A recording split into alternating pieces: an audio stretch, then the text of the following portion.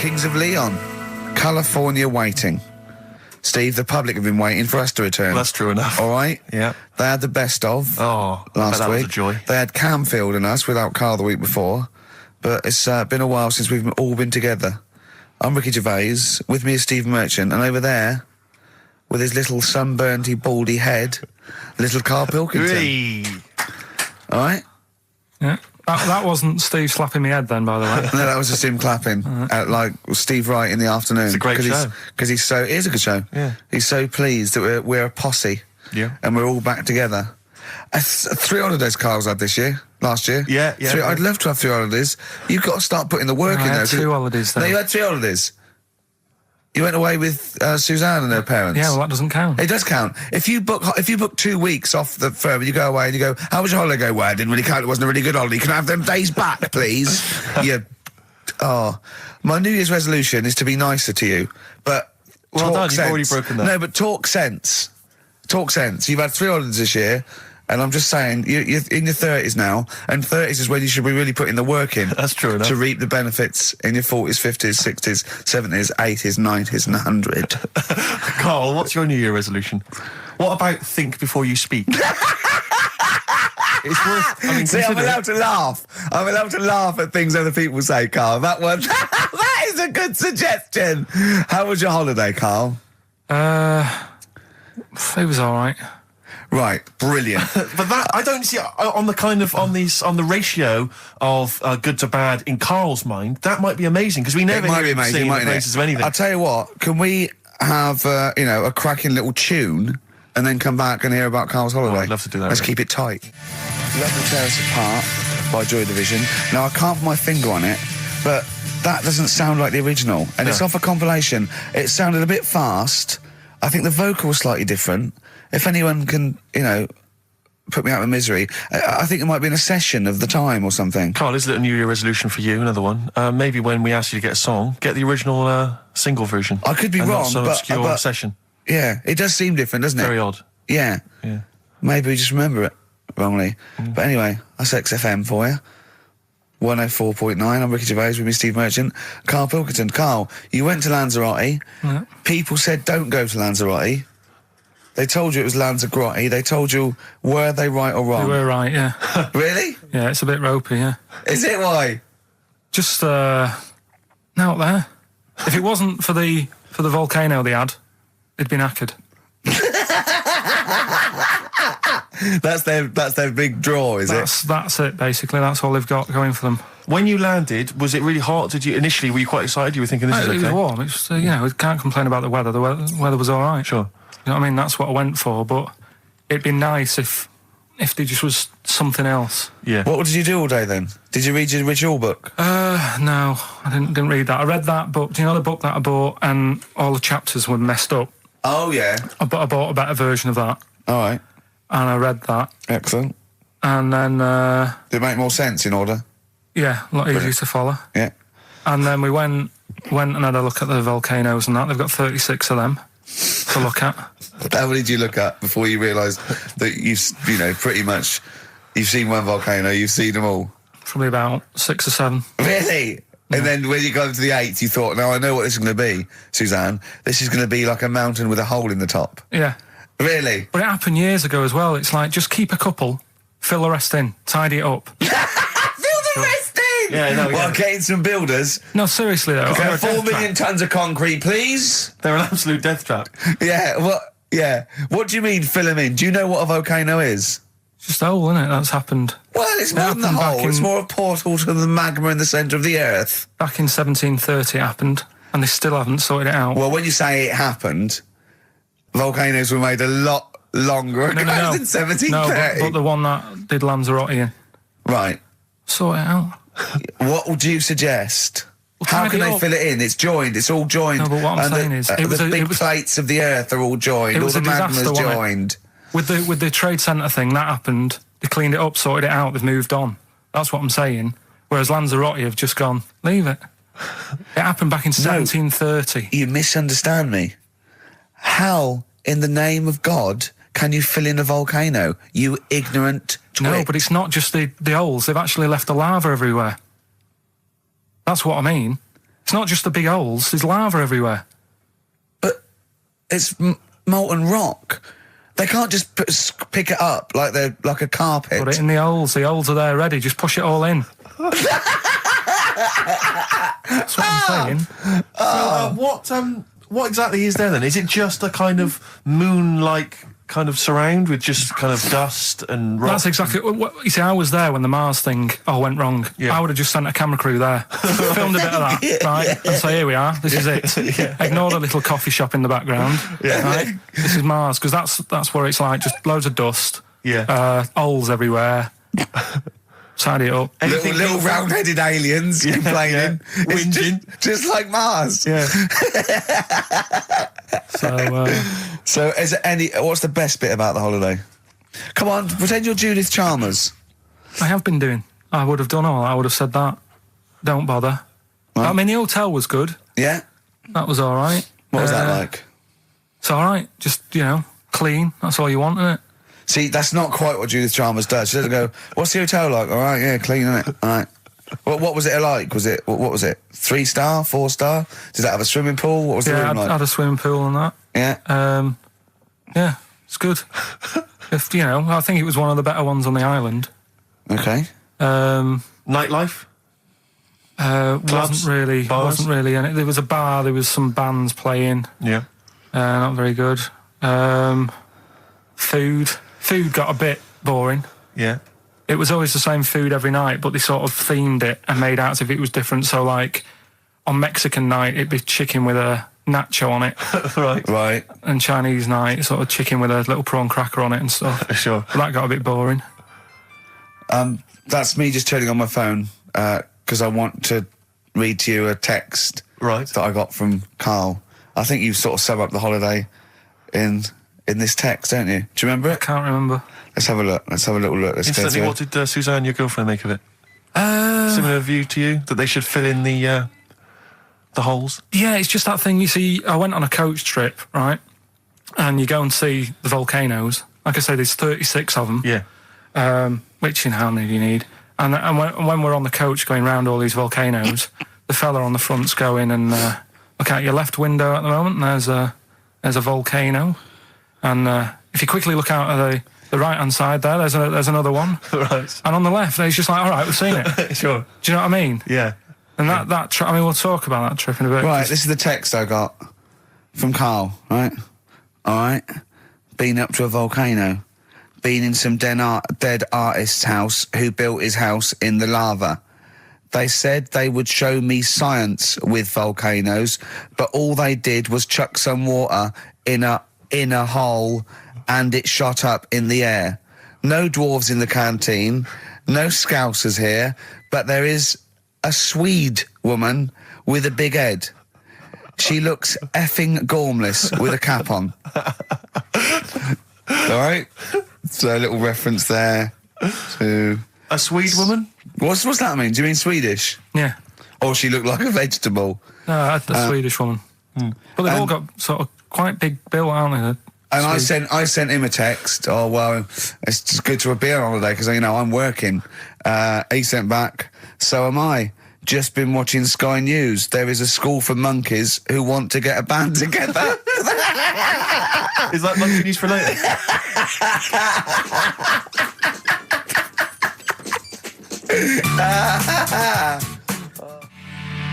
Oh My Corazon by Tim Burgess. I can't get enough of that. I love that chorus. On XFM 104.9. Ricky Gervais, Steve Merchant and little Karl Pilkington. But it was a nice holiday. Yeah, it's all right. It's just, I went there to relax and that. Exactly. Did a little bit of that. Trying to think of some new, features and stuff. Sure, always working. 3 holidays a year, Jesus. Oh, well, not really 3. Oh, 2. It's all one big sort of like work thing to me and Steve. 2 holidays, isn't it? Work hard, you need the holidays. So, yeah, the things that annoyed me was like, you get bored, sat around the pool after a couple of days. I'd read my book. Yeah. There wasn't much going on the Not even any crabs to throw sand at, was there? No crabs or anything. They wouldn't bother with Lanzarote, right?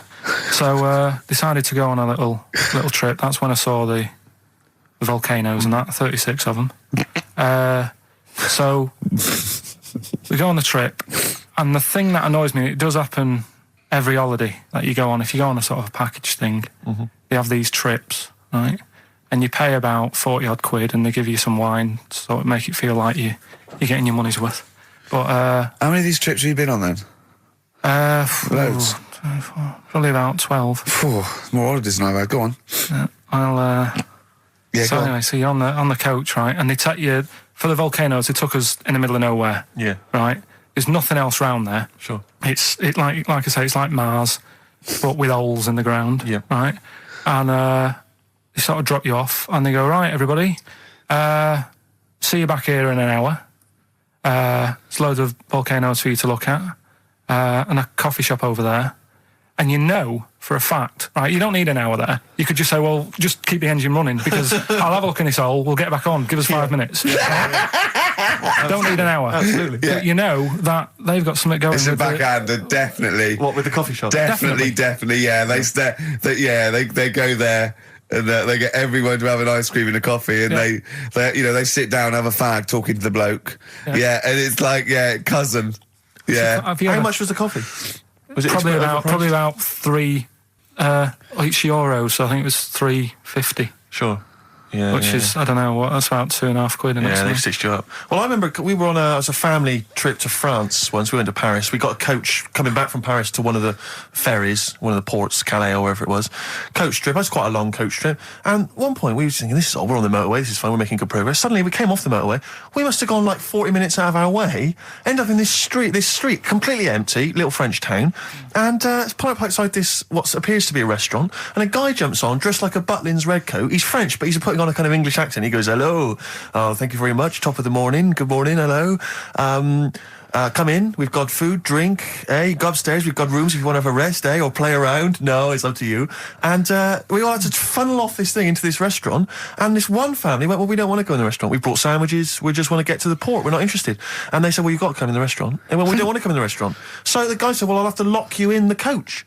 So this family were locked in the coach while we all traipsed off in, and I could just look, but I looked back and just saw this little kid with his face pressed up against the glass. Take me with you, I want to go in the restaurant. They were just stuck in there, absolutely livid, as you would be.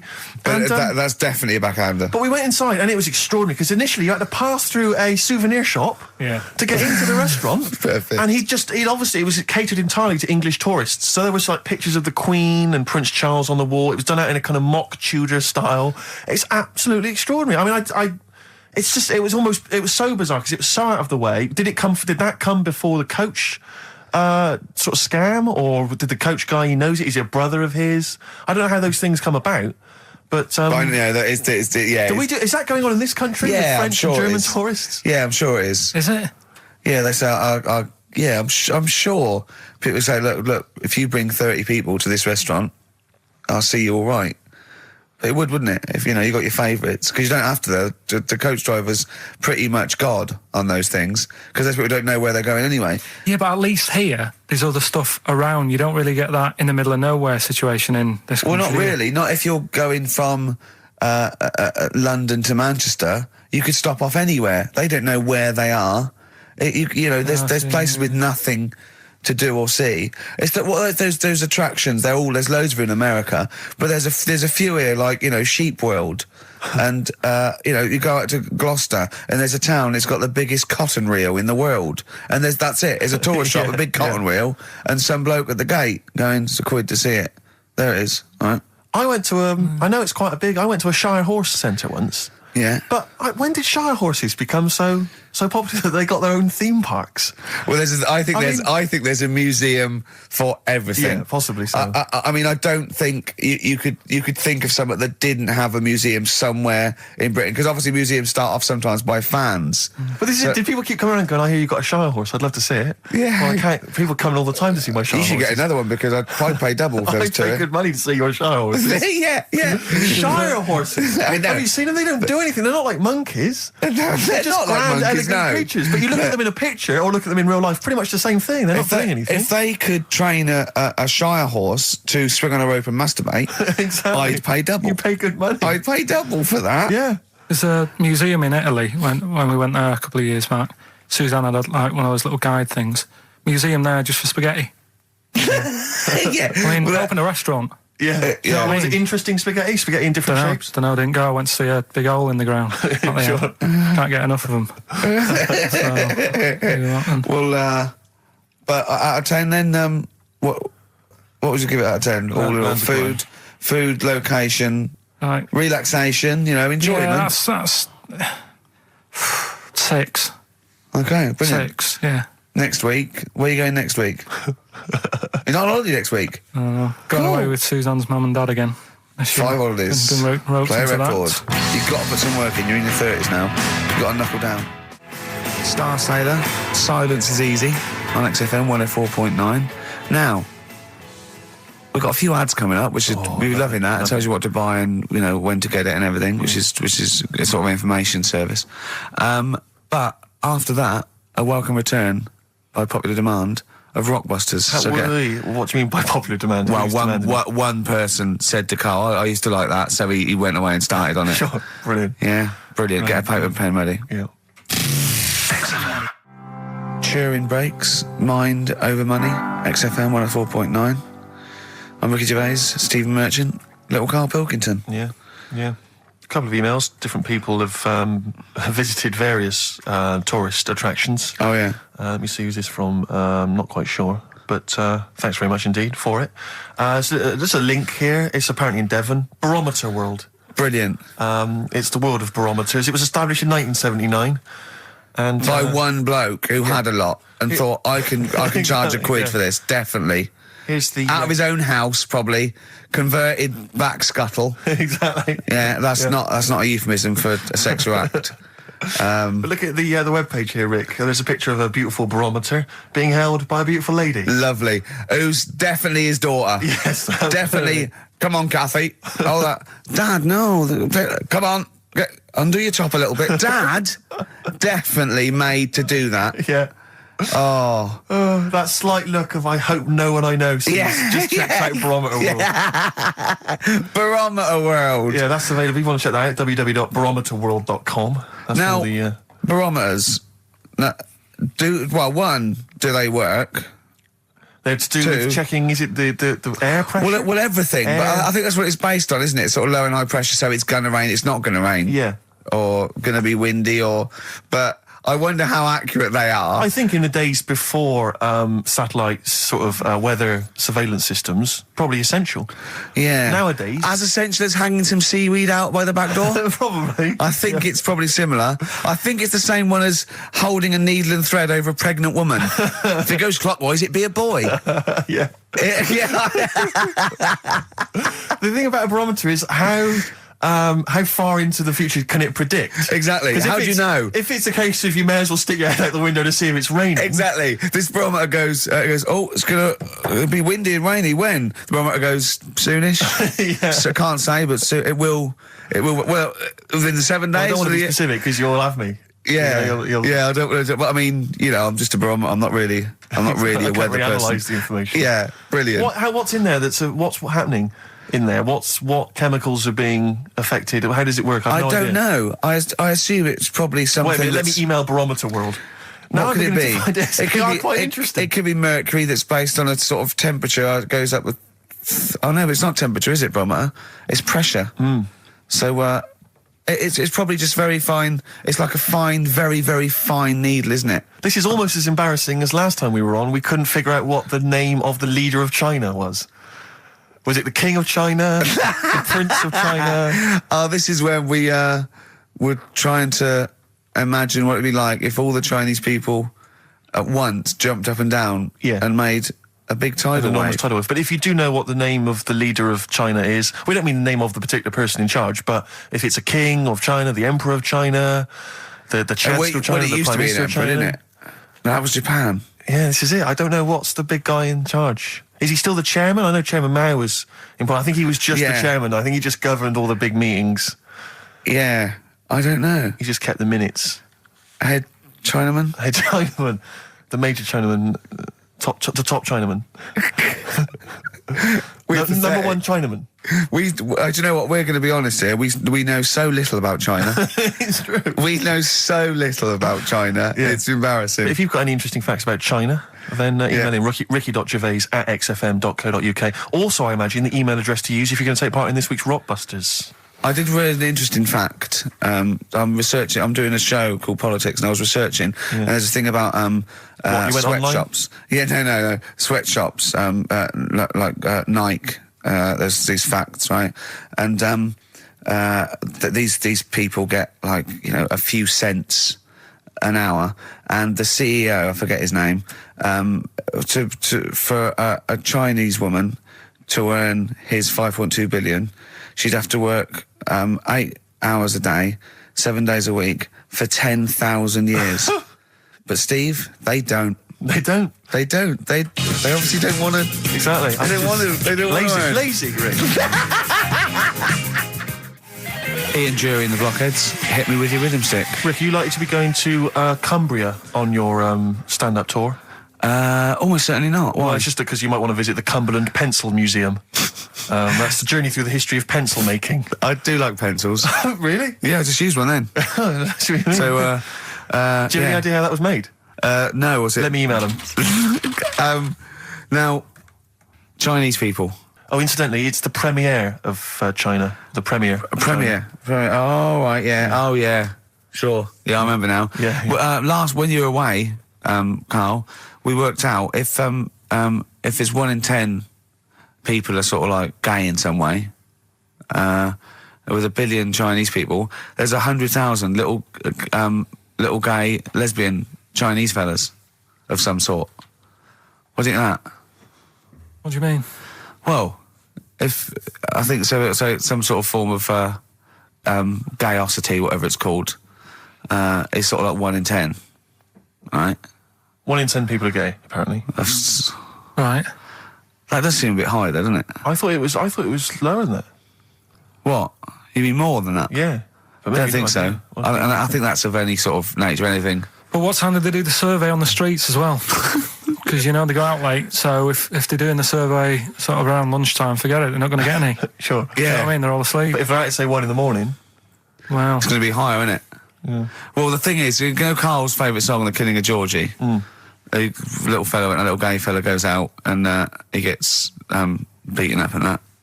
Carl went, yeah, but would it have happened if he'd have been going out at a decent time? True. But clearly in the lyric it says Georgie left the theatre before the final curtain fell. Yeah. Now, theatre's finished about 10:30. Yeah. So even giving him half hour, I reckon it was only about 11 o'clock.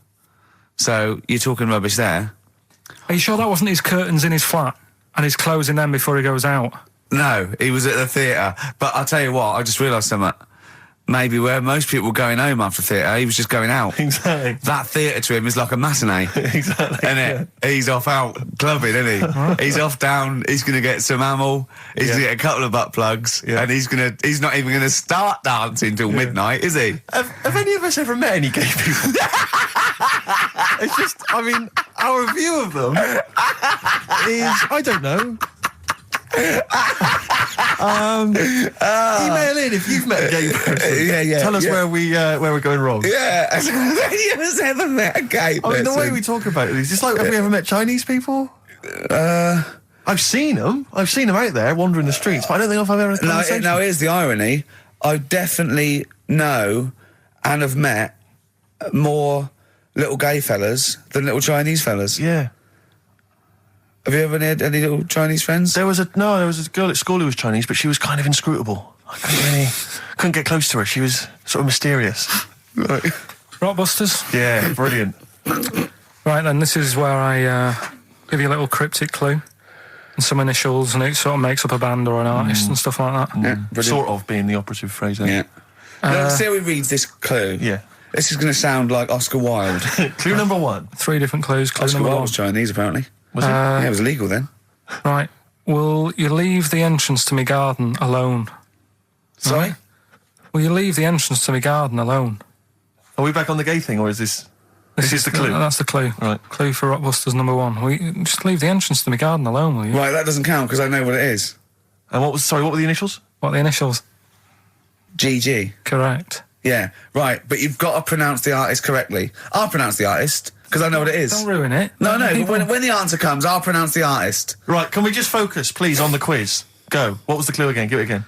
Will you leave the entrance to my garden alone? Stop messing with it, right? GG. Okay. Right? Next. Doesn't count. Next. Incorrect. Don't phone, but you can send a message on my mobile if you want, right? That's Yeah. T. It's another little easy one. And the last one, we were sharing out the male sheep. Right, that doesn't count either. Can we just fuck? I know what that is. I know what that is. I don't care. We'll come to that later. Yeah. And number 3, we were sharing out the male sheep, and I think I got the best one. Right? DG. DG. Yeah. So quickly again, will you leave the entrance to my garden alone? Stop messing about with it. Yeah. Right? GG. Yeah. Don't phone, but you can send us a message on my mobile if you want. Right? That was T. And the last one, we were sharing out the male sheep, and I got the best one, so that's good. Right? DG. All right. Ricky.gervais@xfm.co.uk. Have we got any prizes? Do you want to have a look? Well, don't worry about it. Just, Oh, this is don't worry about it. pathetic. Have we got any prizes? Just, look, the clues fine. are rubbish, the clues don't work, the show... this is pathetic. Play a record. That's what it should be called, and the clues don't work. Blur. Out of time on XFM. Well, we're not out of time, we've still got an hour left, boys. Hey! Luckily. Brilliant. A lot of emails, obviously, about the Chinese. People as fascinated as we are. I don't want to discuss it, interminably, Rick, because there's so much to say, and we've said most of it in the past. Yeah. Get a couple of emails. In fact, I think, Carl, you told us this information. Remind me of it again. If all the Chinese people in the world were... We're in a line on that, because there's loads of them, you'd never get to the end of it. Right. No, it's not that. It is It's that. no, if all the Chinese people formed a line and started walking out of China, you'd never get to the end of it. That's what I just said. No, it's because, though... they'd be having babies. You know what I mean? Still, it'd be adding to it all the time, wouldn't you? But would they be walking and shagging and having babies as they're walking out? Yeah, that is. I'd love to see someone organise that. Maybe the Record Breakers team. I tell you what, I'd love to see Ross McWhirter or Norris, who is it? Who's the one that's alive? I forget Norris, I think. Norris, right? I'd love to see him to coordinate that. Yeah. 1.2 billion little Chinese fellas, boy, girl, boy, girl, boy, girl. And where are they walking out of China? Which exit are they taking? They're taking the Through Tibet? Or? I think it's the Gate 9 Slip Road, the M43, Right. to St Petersburg, Right. And they go, and walking and shagging. Yeah, exactly. Yeah. Because some presumably are dying as they're leaving. No, but they live to 120. That's true. So they claim. Well, we know Carl's theory on that. Do you want to just tell new listeners your theory about leave when all these Chinese people get the records for oldest people in the world? Come on, what's your theory, Carl? Leave it. Carl, Just that they're probably lying. Why? That's all. Because a lot of them don't age that well. Some of them do. A lot of them don't, and they always look older than they are. I read the other day, right? Do you know the one who was the oldest woman in the world, right? Chinese woman, right? The way she did it, it was... She didn't die. That was her secret. What she did, she got up every day and didn't die. No, she was like awake and that, and then she'd have 2 days just sleeping. Right. So she wasn't really that old. What do you mean? Well, she'd only sort of lived half of her life in a way. Well, we So she was all only live 70 odd. 2/3 of our life, don't we? No, but she was like awake and that, and then she'd go, I'll go to bed, and then that'd be it for 2 days. Talking of sleeping, oh, man alive, I went to see the last part of the Lord of the Rings trilogy. Why? Well, it's like a family thing now. Every Christmas, my family and I have been going to see the Lord of the Rings, the next instalment. It's like a family thing. What will you do if they keep making them? Oh, I'd say I've wasted now about 10 hours of my life with that tripe. You can never get that I can back. never get that back. That's what Peter Jackson owes me. 10 hours now he owes me of my life. It is absolute drivel. Well, I know. We've said this before. I don't want to harp on again about it, but I cannot fathom why everyone is so excited and loves these films so much. Like you say, people review saying it's the best film ever. I think this is the greatest movie I'll ever see. And I don't... It's like they go, oh, but look at all the fight But sequences. Tolkien being up there in literature, like, you know what I mean? It's sort of like Shakespeare. Tolkien. No! Yeah. No. But what is it that he's writing about exactly? I don't know. Little midget fellas who can't get shoes. wandering. I mean, I've got big feet. I've got size 14. I can get shoes. Oh God! Send off for mail but order. I know it is like Harry Potter taken seriously. Yeah. But I know who's watching it. It's like these people who are watching it are obviously nerds, people who live in Forbidden Planet. They love it. They can't believe their luck. But that's the core audience, but it's obviously bigger than that. But then it's also people who can think they have a go, like menopausal women thinking, well, I'll write a book then. the Globling came into the cave. Exactly. Right? And they're sort of like 13-year-old sons who've never shown interest in anything except glue now writes orc Yeah, exactly. on his exercise book, and so they're loving it. It's like, it's God. sort of uniting, bringing people together. But at the end, right, I mean, it's taken them now like 9 hours to get from one part of Middle Earth to the end, to the other end, so they can destroy the ring, the evil ring. Did they do a line? Was it? I don't know what they... Like those little Chinese fellas. And it's taken them 9 hours of their time and my life as well to get there. And at the end, they all say They do goodbye it in to each real other. time. Why don't they edit it? I mean, that's what it felt like. It really, it can't have, it must have taken them less time, you know, within the sort of logic of the book to get there than it did to me to watch it. And at the end, they sort of say goodbye to each other and they all hug. So there's like, you know, there's little midget one, you know, Frida, saying goodbye to, you know, Bjorn. What are and they Benny. called in the thing? Because are they PC in it? Are they called like midgets and dwarfs? No, they're called hobbits. Oh, are they? Yeah. So we should call small people hobbits from now on. That's what they are, just to make it kind of topical, and they'll like that as well. Give them sort of, you know. So if you make see it a little little, bit on the way home, if you saw a little Midget fella. 4 foot midget fella, just say, excuse me, hobbit. Yeah. Okay, that's Call fine him then. Frodo. Right, Frodo. He'd like it. He'd love it because everyone loves the Lord of the Rings. They love it. No, But everyone at loves the Lord of the Rings, In yeah. the end, if you ever get to the end, they all hug each other. They say, well, basically Frodo has to say goodbye to all his other little fellas, and so he's hugging us. I don't know how many of them there are, and he's hugging them, right? And it is the most interminable thing I've ever seen. It's like the music's playing. They look into each other's eyes. He hugs them. He hugs. They pull back. They look at each other again. That's like, we'll never see each other again. Then he hugs the next one, and I was just screaming. I was thinking, hug, just one big group hug. Yeah. Then we can get out of Like here. an American football team. Exactly. Just go, And then chew off. knock Not heads. each individual one. I mean, it's Oh. dragging on and on and God. on. And apparently on the DVD, there's like an extra sort of 20 minutes of extra footage of scenes he's cut out.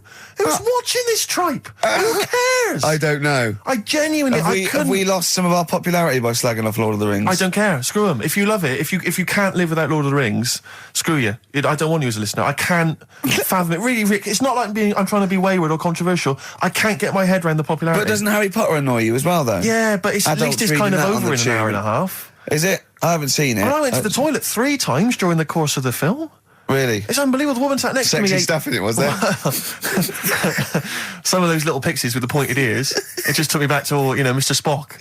Oh, all those glorious days. But dear. it really is just. I mean, have you seen any of them? You've not bothered. I've seen one, and it was long, and I thought it was nicely filmed, and I thought, well, okay, I'll just get through it. I even think, it was just a list of, and here come the orcs. Exactly. Right, okay, we see the orcs now. Yeah. But it's like people go, look at the amazing fight sequences, the amazing immense battles. And it's true, he's got thousands of actors and stuff on horses, brilliant. But I'm not impressed by good time management. No. Well done, he's got all those people together, he's orchestrated it, well done. But Yeah. it's got to be more interesting. My friend summed it up. He said the Lord of the Rings films, they're like the film equivalent of an Enya song. Yeah. And that to me is exactly right. Lots exactly. of billowing dresses, slow musical moments. That's good. People riding majestically on horses. Enya. Constantly riding majestically everywhere. Dido's taken over from Enya in that. Well, So possibly I've got a so. confession to make. Go on. I like that latest Dido song. I'll play a song. Let me just, I I've got know. to talk to you about it. I thought I'd never. I don't Rick, know what's what to going on? say. Let me explain something to you about Dido. Oh, God.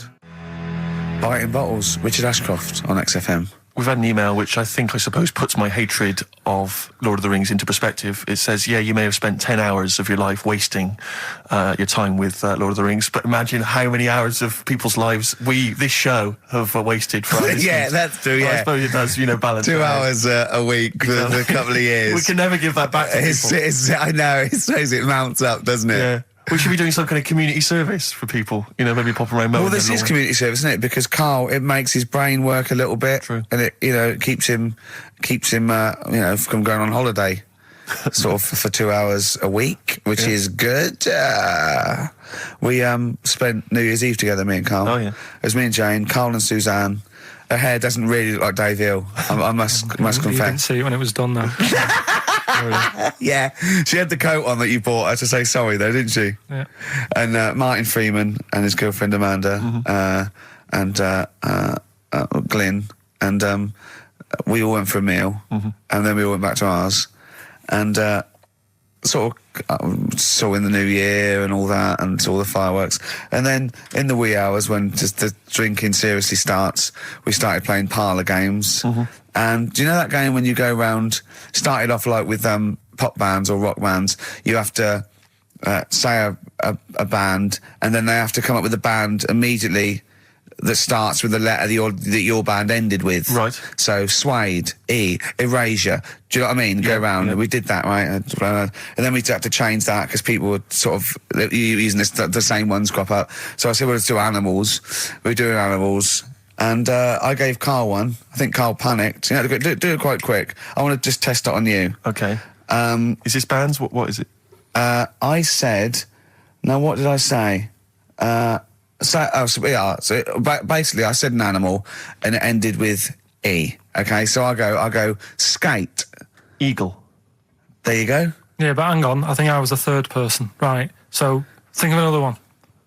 Hurry up. Eel. Yeah, I had that. Yeah, I did that one. All right. Right. Yeah, a lot of E's coming up. Elephant. Yeah. Do you know what Karl said? Go on. Ready? Yep. Egg.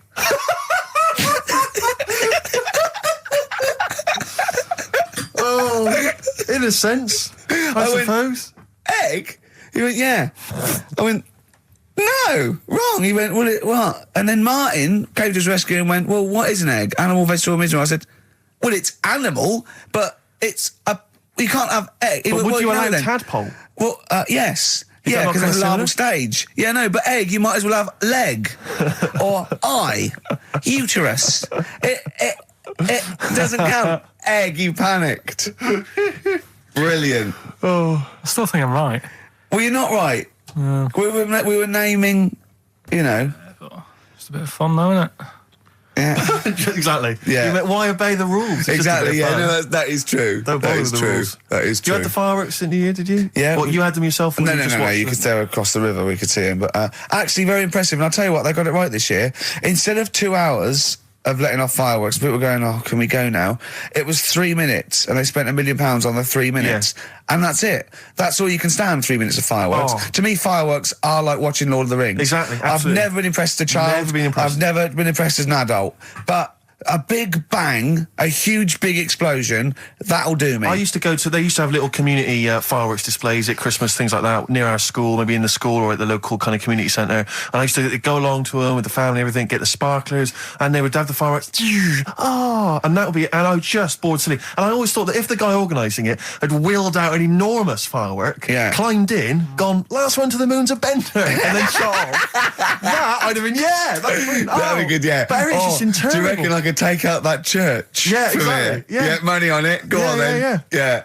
That'd be worth it, wouldn't it? But little zoom, another one. Oh Christ! So a friend of mine was telling me that they once had some indoor fireworks, which apparently is just, I mean, imagine that. Who needs indoor fireworks? Well, I think that's just little. Yeah, I think one of the things we got indoor fireworks once when I was little, and I remember one of the fireworks was that little celluloid fish that you put in the palm of your hand. Of course. And it Predicts goes, the future. oh, you're sexy. Yeah. What, it curled up because of the heat of your hand? Yeah. Oh, you're dead. It didn't curl. Actually, it's Grandad. He's dead. Yes. His hands are cold. Oh, no. That's the only way that would be... Oh, yeah. So that's the only test How it did you can discover do. he was dead? We used one of those predictive fish. It came out dead. Yeah. Just flat. Yeah. Did you have a good time, though, Karl?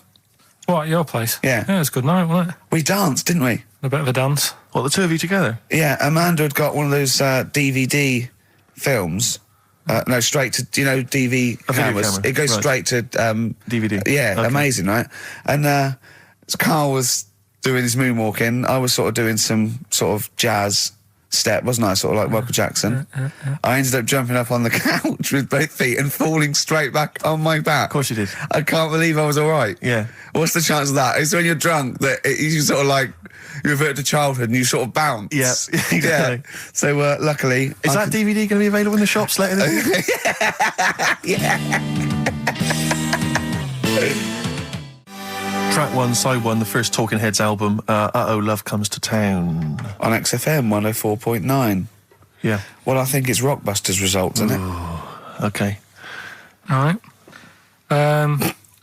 Brilliant. Do you want the prizes, by the way? Not really. Not bothered? No. Right, some videos and DVDs and that, yeah, some good stuff. in there. VHS, I hope. Couple. $4.99. Is that one about TV weather? titles. What? There's the weather one. That's going to be on telly. Donald McIntyre. Oh, yeah. That's in there, if you want that. Yeah.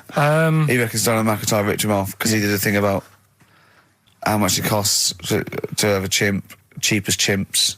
What was the other thing you think someone ripped you off? Rockbusters? Ken Bruce on Radio 2 is doing Songs of Phrase. He was doing that over Christmas. I took 1 week off. He's in there. And when he heard that Donald McIntyre was doing a programme about wind, he thought he was moving on Auntie Nora. Right. So the first one, will you leave the entrance to my garden alone? Right, that was the cryptic clue. The initials were GG. Yeah. That was Gareth Gates. Gareth Gates. Gareth. What would you Gareth Gates. No, but it's Gareth Gates, isn't it? So why would you say to someone Gareth? Is that like what's that, a Manchester thing when you say Gareth? Gareth Gates. Gareth Gates, Gareth Gates, the bloke who came second in Popeye, yeah, Gareth Gates. So that's the first one. What was that about getting off the thing, though? Leave my entrance alone, though. I don't understand what it's got to do with leaving my entrance alone. The gate to the garden. No, the gates bit, but what's Gareth got to do with it, one was ignoramus? Don't phone, but you can send me a message on my mobile if you want. The initial was T. Yeah. Text us, right? No, it's text. The word's text. Yeah, So you'd have to say text me. Text us. Text, what do you mean? No, text me. What's that? The third one was we were sharing out the male sheep and that, right? Yeah. I got the best one. DG, right? We were sharing out the male sheep. Get to it. It doesn't work anyway. Get to it. What is it? Delta Good Ram. Delta Good Ram. You were dealt a good ram. Delta Good Ram. All right. So who's the winner? We're going to give it to Stephen Gunning from Tooting. He's got all of those right. I don't know how, but well done to him, and he wins some crack in a jiffy bag. Literally. You too on XFM? Yeah. Snow Patrol and Run on XFM 104.9. Yeah, not bad at all, not bad at all. So everyone had a good Christmas though, yeah? Really? Carl, even though it was like a little bit Lanzarote, it was a nice Christmas. Yeah. What was the book you read, by the way? Someone just emailed in and wanted to know. What was the book you read? It was The Governor. The Governor? Yeah. Right, okay. Did you buy Suzanne a gift in the end? Which you surprised her with on Christmas Day? Yeah, after that show that we did before Christmas. Yeah. I was walking home thinking, might as well treat her then. Yeah. Went and got her a necklace. Nice. Actually, she said she wanted a necklace, but I didn't know which one, but went and got one. Yeah. And she was happy with that. Yeah. That shut her up. yeah. But, yeah. And did she get you something? Did she get you a gift back? She did get me something, yeah. See, we knew she would. Of course she would. Yeah, but the thing is, right, she got me a little Game Boy Advance to take on holiday because she knows I get bored. Lovely. Right? So that was good, but I was like, hang on a minute. I know how much I spent. Oh, and I know how much these are, right? But I was clever, though. When I got to the airport, I bought to get me an extra, bought me an extra game for it. Yeah. Got the value. Of course. When you were growing up, did you wait to ask your mum for sweets right at the counter so the woman would embarrass her into getting you it? What, you mean just slip it in the basket? Well, no, just wait till there's some, a stranger watching before you ask for sweets. Mum, can I have a Kinder Egg? Did you sit in front of Suzanne when it got to Suzanne, can you get me something else? Because remember I spent more on that necklace than you did, like Game Boy Advance. And the woman in Dixon's goes, oh, you better get him something else. And she goes, oh, bloody hell, all right then. Nah. She did well, though. You know what I mean? She's done well to keep you, hasn't she? Done well. Because you're such a find. You're quite a catch. Yeah, she must wake up every morning and go, ooh, I am the luckiest girl in the world. Well, she told you that the other night. What? She said the other night how good it is living with me. Oh, yeah. I said to Suzanne, it must be great, because I only see him 2 hours a week and I like to squeeze his little head. You can do that all day, every day. Does she ever squeeze your head? No. No? No. It's like that thing, though, isn't it? It's like when you work in a chocolate factory. You get sick of it, don't you? If it's there all the time. Yeah, she must think, well, I could squeeze that head any time I wanted. It's not worth it. I just, yeah. What about your Christmas? My dad, I'm wondering if you're turning into my dad, because he bought my mum a bracelet. He won't mind me talking about this, because he said you'll probably talk about this on the radio, and you're right, Dad, I am talking about it. He bought my mum a little gold bracelet, lovely gift, You know, it was a lovely thing. And she opened it, she loved it. And everyone thought, what a great gift, lovely gift. He wouldn't stop talking about it. He wouldn't stop talking about the gift he bought. He kept on grabbing my mum's arm and showing it to people. Look at that, look at the gleam on that. The gleam! Steve, look at the shine on that, look at the gleam there. Look at that. Gleam! And do you know what he said? He said, the great thing about that's pure gold. He went, it's an investment. That's an investment, there. Because gold, you know, it's always worth something gold. I love that when people get a gift and it goes an investment. I love it. But what? Not only does it sort of take away any of the romanticism of it, but it was the way he constantly was talking about how great a gift it was that he bought. I haven't heard the word gleam for 30 years. Look at the gleam on that. The gleam. Look at that. Look at the sparkle on that. And look at that. And it looks like rope. That's what he kept saying. It looks like rope. It looks like gold rope. And he just can't. I heard it. He disappeared. We were opening gifts. He went disappear. I could hear him in the kitchen going, "Think about that's pure gold. That Elaine, that's pure gold." I might melt that down. Yeah. John, next door neighbour. John, look at that. Look at the shine on that. That's great. That's brilliant, though. But it's just it sort of undermine the gift a bit if you keep on droning on about how great it is. If people enjoy giving, that's nice, isn't it? And you got to, you know, what did your mum say? She loved it. She couldn't get a word in edgeways. That's a step up from a jar of coffee, though, isn't it? It is a step up, yeah. That's good. Oh. What about yours? I didn't get my mum and dad anything this time. No, because I'm always treating them anyway. Whenever if they need a few quid, if I can help them. Well, you are the gift that keeps on giving, Carl. No, but don't just go giving anything just for the sake of it. You know what I mean? Wait for the time that's right, sort of thing. Just because it's Christmas. Because... yeah, I mean, there's no better time, is there, really? No, I just was going to say my mum and dad didn't get me anything, but they did. What did they get? But just some money.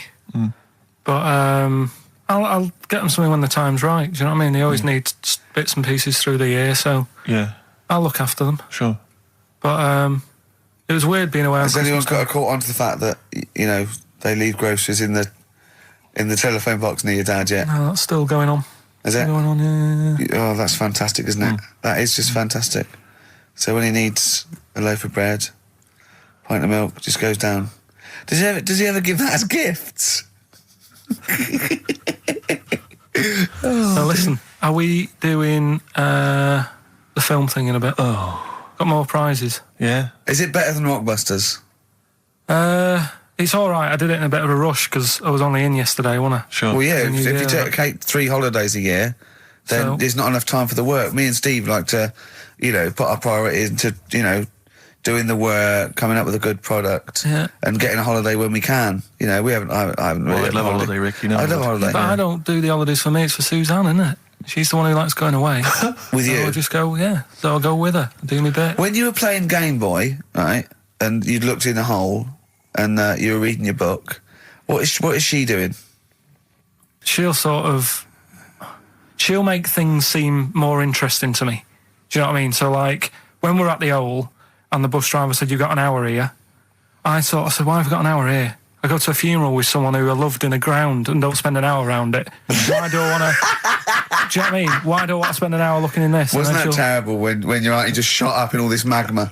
Yeah. That was terrible, wasn't it? That was the worst funeral you'd ever been to, wasn't it? But she'll I'll tell you, that would make funerals more interesting. If they just... It was a cremation and a burial. Yeah. You just put them in a volcano and they go, 2, 3, here they go, wee, up to heaven. I was having a conversation with my flatmate about songs that would be inappropriate to have at your wedding, at your funeral. And horny, surely is one. It, yeah, was it horny, really? Yeah, that was the first one we came up with. I'm horny, horny, horny, horny. That was the first one we came up with. Isn't Robbie Williams' Angels one of the... Yes. Biggest and ones. I think Wind Beneath Your Wings. Yeah. I think is apparently quite popular. Oh, yeah. Yeah, I play that on Auntie Nora's, aren't you? Bit of Boston. Yeah. A bit of who? Busted? Boston, more than a Boston, feeling. right. It's much more than a feeling. Boston, more than a feeling. XFM 104.9. Well, another big moment here. We've had Rockbusters. We're going to have Carl's film quiz thing, isn't it? Yeah, it's a film quiz thing.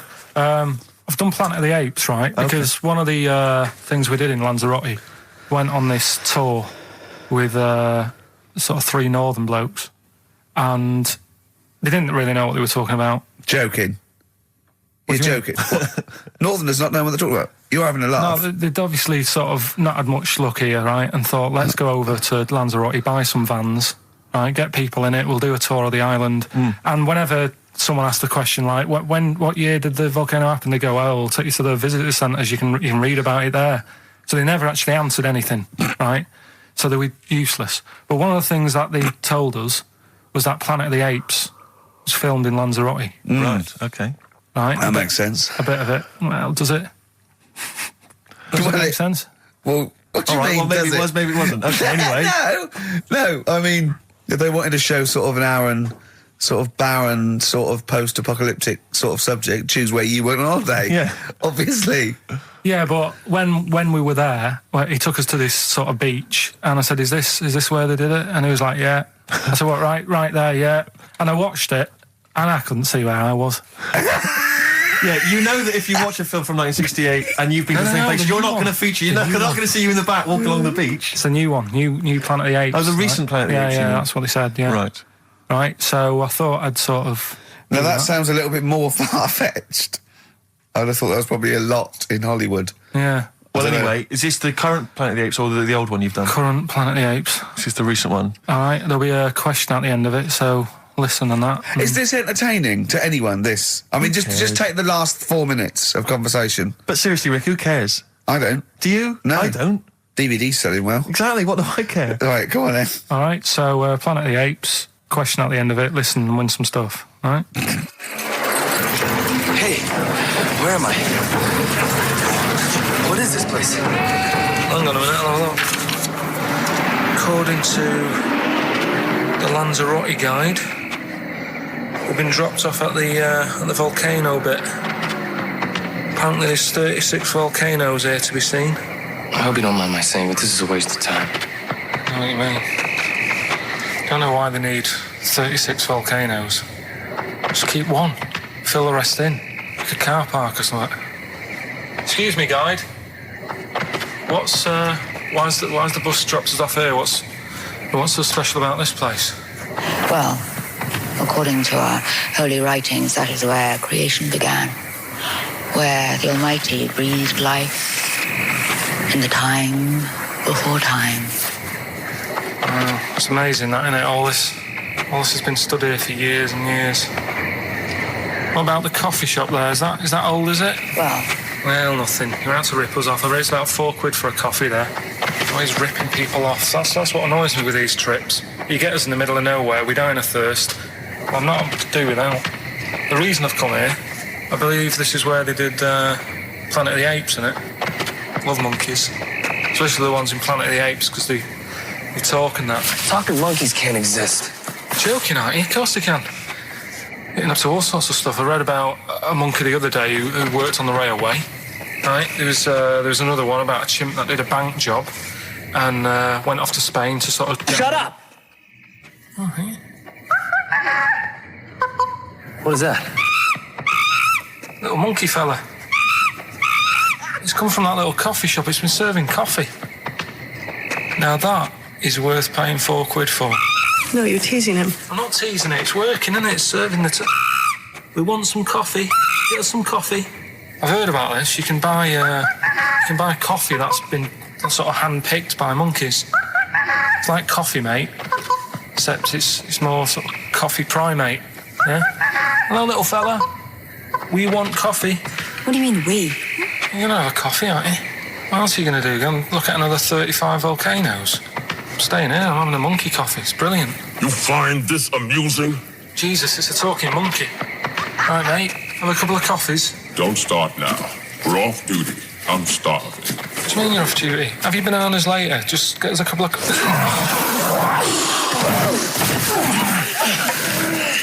Right. I understand that you're tired and you've probably been on your hands all day. Just forget the coffee. You go and get some lunch. After you've got some coach, you lazy ass. You damn human!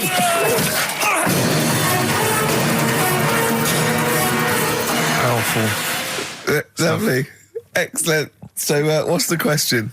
If you've been listening to the whole show, how many volcanoes do I think's on the island of Lanzarote? Okay. Yeah. I might have it wrong, what I've been saying, but it's roughly around that. Yeah, so what have you been saying? Yeah. Yeah. Brilliant. Ricky.gervais@xfm.co.uk. You're more likely to win the prize if you leave your address on the email. Yeah. Because otherwise we can't really be bothered to phone people or email them back. So, Good point. Put your address on there and you could win some crap in a jiffy bag. Carl's theme tune there by Placebo. Special Needs on XFM 104.9. Alright. New Year's resolution, Carl? I don't know. I don't do it. Really. Don't So what worry about about something it. like, I don't know, start smoking? Do you know, there must be something. No, it's a waste of time, isn't it? Don't bother with that. Right? You, Any- Steve? Me, no, I've never really made any New Year's resolutions. I just be good to people. Just treat everyone as you want to be treated yourself. Give to charity. Hate crime, racism, famine, sexism. I know you're going to keep to all those, except the gift to charity. That's... Me and Carl find that a little bit hard to believe. Never gonna happen. Well, you've always got to break at least one of your New Year's resolutions. Exactly. Yeah, well, I think I'll be nice to Carl. What about learn more? I was thinking that. I want to I'm learn always more. teaching you stuff. I watched... I'll tell you what, Christmas telly was dreadful this year. I don't know if I've hit that age where I think... But I think consciously I thought this is worse than usual. Yeah. And I ended up watching Discovery Channel and History Channel again, and I watched 4 episodes in a row of this fantastic documentary, 1418 War, narrated by Dame Judi Dench, and it's brilliant. I just can't get enough of it. I hated history at school, and now I want to know everything. Yeah. And I think that's mine. Learn all the stuff about stuff. I like learning though. I always say that to you. I'm always looking up stuff. When I was on holiday, even though it was sunny outside and they had big holes to look at if I wanted to, I stayed in and watched Discovery there and was watching stuff about scorpions and that. Yeah, what did you learn? Well, nothing, because it was all in Spanish. But I just watched it. What I found odd, right? What I found... Scorpions, I get it. It's only about poison. You get it. What I don't understand is with scorpions, right? They have like this sort of weapons, don't they? They have the poison and stuff, right? Yeah. Which can kill a man. Yeah. But there was a couple of little animals and that were its sort of enemy, and it stung them, and it didn't kill them. So what's the point? Well, firstly, not all scorpions kill a man. Some of them, This one did, they said. Yeah, well, they range from like bee stings to so much venom it can take down a horse on things like spiders and snakes and scorpions. So it depends. But a scorpion that will kill a man would kill a rabbit. So I don't know what you're talking about. No, there was a snake that it stuck its thing into, and some sort of beaver, and they were just like running about. There's nothing funny about that, so why are we laughing? Well, the snake wasn't running about, was it? Well, it was slithering about a bit. Yeah. What was the beaver doing when the snake... It just sort of, I think it ate it in the end. What? Ate what? Ate the scorpion. Just wandered off. Well, it wasn't a beaver. Oh, there you go, There's you've no learned that. way it was a beaver. All right, an otter. It was, This is what you've pieced together from a show in Spanish. well, I'm just saying though, how come it can't kill something that small, yet there's someone on holiday that's no sort of danger to that scorpion. We're not going to harm it, right? And yet it can kill a man. So you Shut say, up, but I Carl. don't believe it. Shut up, mate. Seriously, this is gobbledygook. Taught you something again though. That's what I'm No, saying. what have I'm you always- taught us though? What is that? What is the fact that's come out of that? A scorpion can kill a man, but the beaver was dancing with a snake. Then it Well, ate that- it. you do that That's all the not time, a though. fact. You That's put not a everything fact. down. New Year's Eve, I taught him something, right, about dead people. No, you know, the things it taught me. I was saying you're talking shite. He says they found out your soul weighs an ounce. Your soul. Yeah, your soul weighs an ounce. Right, who found this out? I read it. Your arsehole weighs an ounce. Yeah. There's no such thing. A soul weighs an ounce. You're talking drivel. All right. Have you got any okay. monkey news? So what did they do? They weighed someone who was alive, and they will wait for you to die, then weigh you again. There was Isn't someone that who- you've lost an ounce. Yeah, so it must be your soul shooting off to heaven. It was someone who was really ill, and they Yeah. said, we can't do anything for you here, but we've got a bit of an idea that we want to do. We've been trying to do this. Stuck him on some scales. He said, right, you weigh 9 pounds and an ounce or whatever, because he was wasting away. He died, 9 pounds. Right? Fine, well, that's proof if proof be needed. Talking shite. Monkey news, we might as well leave it. No, come on, No, come on, tell monkey news. No, it's nothing that great, really. Is it worth playing the jingle? Quickly? Go on then. Oh, chimpanzee that monkey news. Right, it's about a monkey. 2004, four. It's about this woman monkey who was born in 1834. Right? Half monkey, half woman. No, not true. It happened, apparently. It was Impossible. it was in the Daily Mail. Right? Okay. The Victorian ape woman was her name. Yeah, I christened this thing Victorian ape woman. Well, we thought Sandra. No, I'm calling it Victorian ape woman. She was about 4 foot. No, didn't happen. She had lovely thick black hair on her head and on the back of her legs and on her arms. Yeah. All right. So stockings. Let's have a look. And she didn't need a bustle because of a huge ape-like arse sticking out the back of her dress. She was good at reading and sewing. Well, good because they didn't have opposable thumbs. So she could speak 3 languages. Yes. She was Human, monkey, and monkey human. 20 offers of marriage. Does that annoy you, Steve?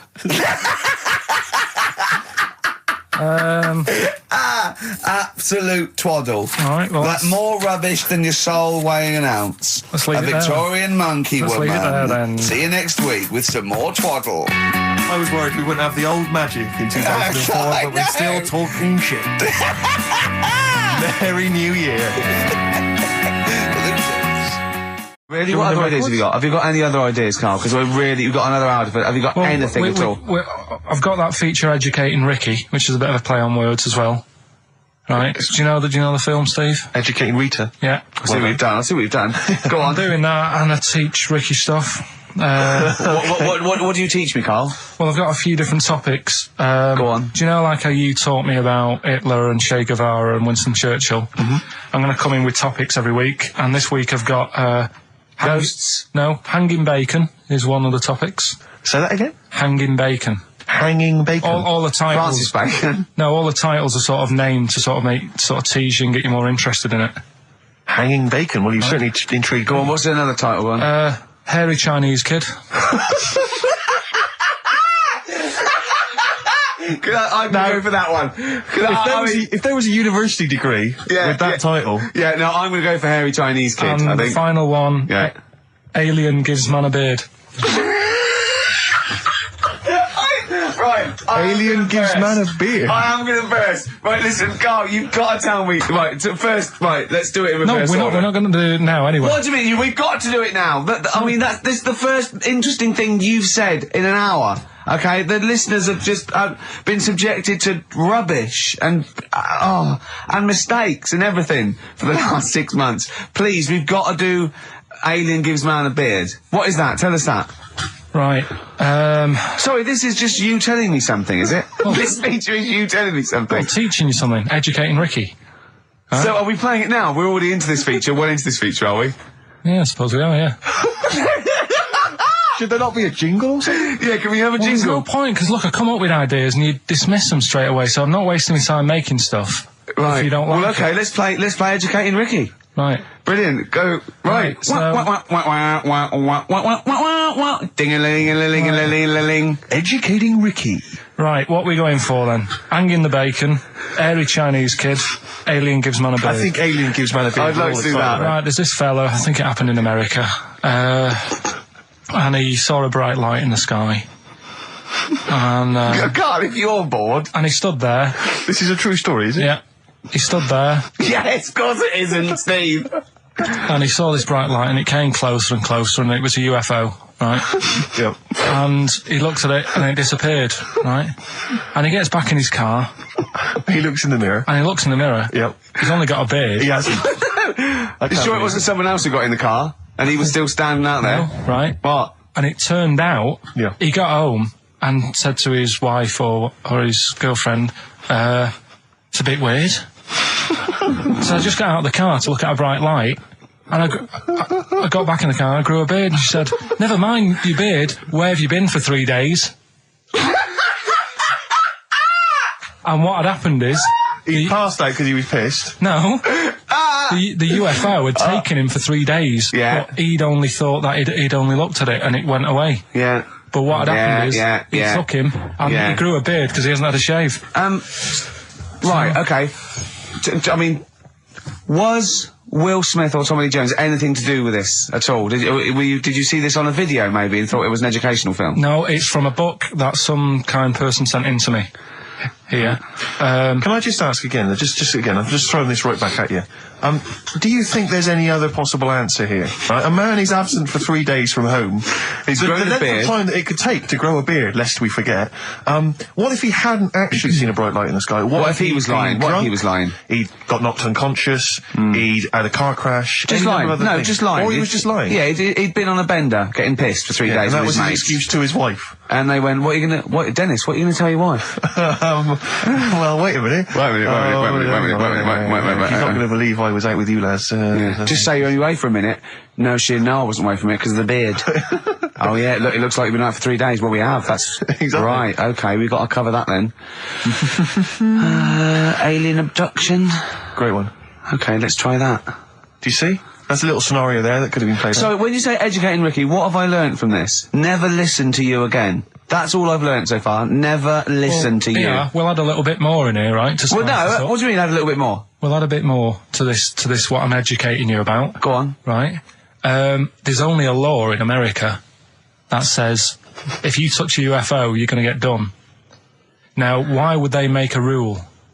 I don't know that. Do you know, like, all their rules have a code? Carl, I genuinely do not know what you're talking about. Right. Do you know, like, how here they might have... Do you know I what? have no idea. Right. Okay. Do you know, like, over here? I'm listening to Capital and these headphones.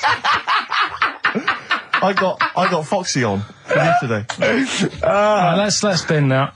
No way, it's great. I want to hear about Airy Chinese Kid. Let's play a tune. And Okay, then come play a back tune, with come back with Airy Chinese Kid, definitely. Some doors. Yeah, I just thought I'd go Oh. back, take it back to the 60s. This is a tune that a friend of mine sent If me. you touch UFO, you get done. Soul Kitchen from the Doors. Shambles today, this. David Bowie, Slow Burn, yeah. Quite a Eno trilogy Yeah, feel not bad about at it. all, yeah. Lodger Is it and a sort new of tune? low type, yeah. But, yeah. Enjoyable. Now, okay. That's stressful, isn't it? I think we've got things working now. We've had people coming in and out, just shaking their head going, shouldn't have bought that desk. But it's all sorted now, I think. And, You notice how it took about 25 minutes for them to come down as well, though? Do you feel like we're maybe quite low in the pecking order in the building? Definitely. You know, it's like Capital First, Capital Gold. They can shoot off to other sort of pirate stations, people's car radios, then they come back here. Oh, dear. Oh, I had a job at Richard Sounds. Light fitting was buzzing. Now, but we've got, thanks for staying, listening. Right, okay, educating Ricky. What have we got? Airy Chinese Kid, go on. Right, yeah. This is the... I didn't want to do this. What do you mean you want to do it? Well, I wanted to give you three, and I gave you one. It was like the alien man gets a beard or whatever. Yeah, And- which was total rubbish, so this one should be better, maybe. Hey, Chinese kid. Right, well, we've talked about airy people in the past. True enough. Haven't we? Yeah. You know, the little kids who grew up in woods and hung around with wolves and that. Yeah, again, you're confusing it. Yeah, they're not, there were some people that were born very hirsute. They were not the people who were brought up with wolves. You just put that together in your Homer Simpson type mind. Right, well, this is like a sort of close to that sort of story. Yeah. But the weird thing is, right, Chinese people aren't that hairy as a nation. No, seriously, that's a well-known fact. They don't have that much body hair and stuff. Okay. So this little kid who was born over there, he was like covered in stuff. Was he? And it was only his nose that wasn't hairy. The rest of his body was caked in hair, right? And his hair sort of What grew. sort of hair was it? Was Thick hair. No, what I mean is, was it sort of like a pony's mane, so he just looked like an Ewok? You know what I mean? Just like hanging down sort of straight, dark hair. In the picture, it looked like it grows from his eyebrow. It grows from his eyebrows quite thick, and then it just goes all the way over You his don't head. think it was just really long eyebrows that he'd done a comb over? No, it was all over his body. It had a picture of like his back and that. Yeah. And Had he styled it? Had he styled it at all? Did he have it in a quiff or? no, it was just hanging everywhere. all over him. Yeah. And they were like, you know, this is a bit weird happening in China, where we're not normally that airy. That was the scientist speaking there. Yeah. And the local press and that were getting him down, calling him monkey boy and all this. Oh, And thinking Chinese press. but the doctor, Yeah. Oh. They're cruel, aren't they? It's like those game shows. That's Japanese, isn't it? Yeah. That's what. Yeah. and the doctor said, I was talking through all that time while we were just like talking to each other then. Because I turned round and I still saw he was talking. Go on. So anyway, the local press came in to see the hairy boy, the monkey Yeah, boy. and they were like being tight, taking the mickey out of him, and the doctor said, Showing him nuts. said he's only hairy. Said he's a healthy young kid. The only faults he's got is he's got a little bit of eczema and a boil. And he said everybody should just treat him the same, and I think he grew up a healthy kid. Yeah, so that's the That's the end of the story. That's not a story. why. But I've got nothing. I don't know what to say to that. So someone in China was born slightly hairier than the rest, and he was normal apart from eczema and a boil. That to me isn't a story. But if it is, I've got a million. I mean, it's sort of like bloke from Manchester went a bit bolder than the rest, got a job on radio. He was normal. I mean, that's not a story, is it? Do you know what I mean? All right then. Hang on. Hold on, he's got the big guns. You're not going to give us hanging bacon, are you? Yeah. Come on then. Right. Come This is the one on. we've been looking Come forward on. to. This is it. No, this is a good one. This is the one. And this is a story, right? Do you know the saying, chewing the fat? Good one. It's one of my favourites. Yeah? Yeah. Do you know what it means? Talking. Right. Well, do you know where it came from? No. Right, what they used to do years ago, when people didn't have much money. Is this the same as throwing the baby out of the bathwater? No, it's not the same saying, but... No, but I mean, is it as wrong as that was? Well, let me tell you, and we'll Go see. on. Okay. Like, people go out to work, and with the money, they'd buy food. Oh yeah, go on. This is a good system. What? Go on. What do you mean? People go out to work and with the system. And if you were quite well off, you might treat your family to some bacon, right? But do you know, like in these days, if people earn a lot of money, they might buy a nice suit or a car. Yeah. So what are you saying? You're saying wait. Let me get this straight.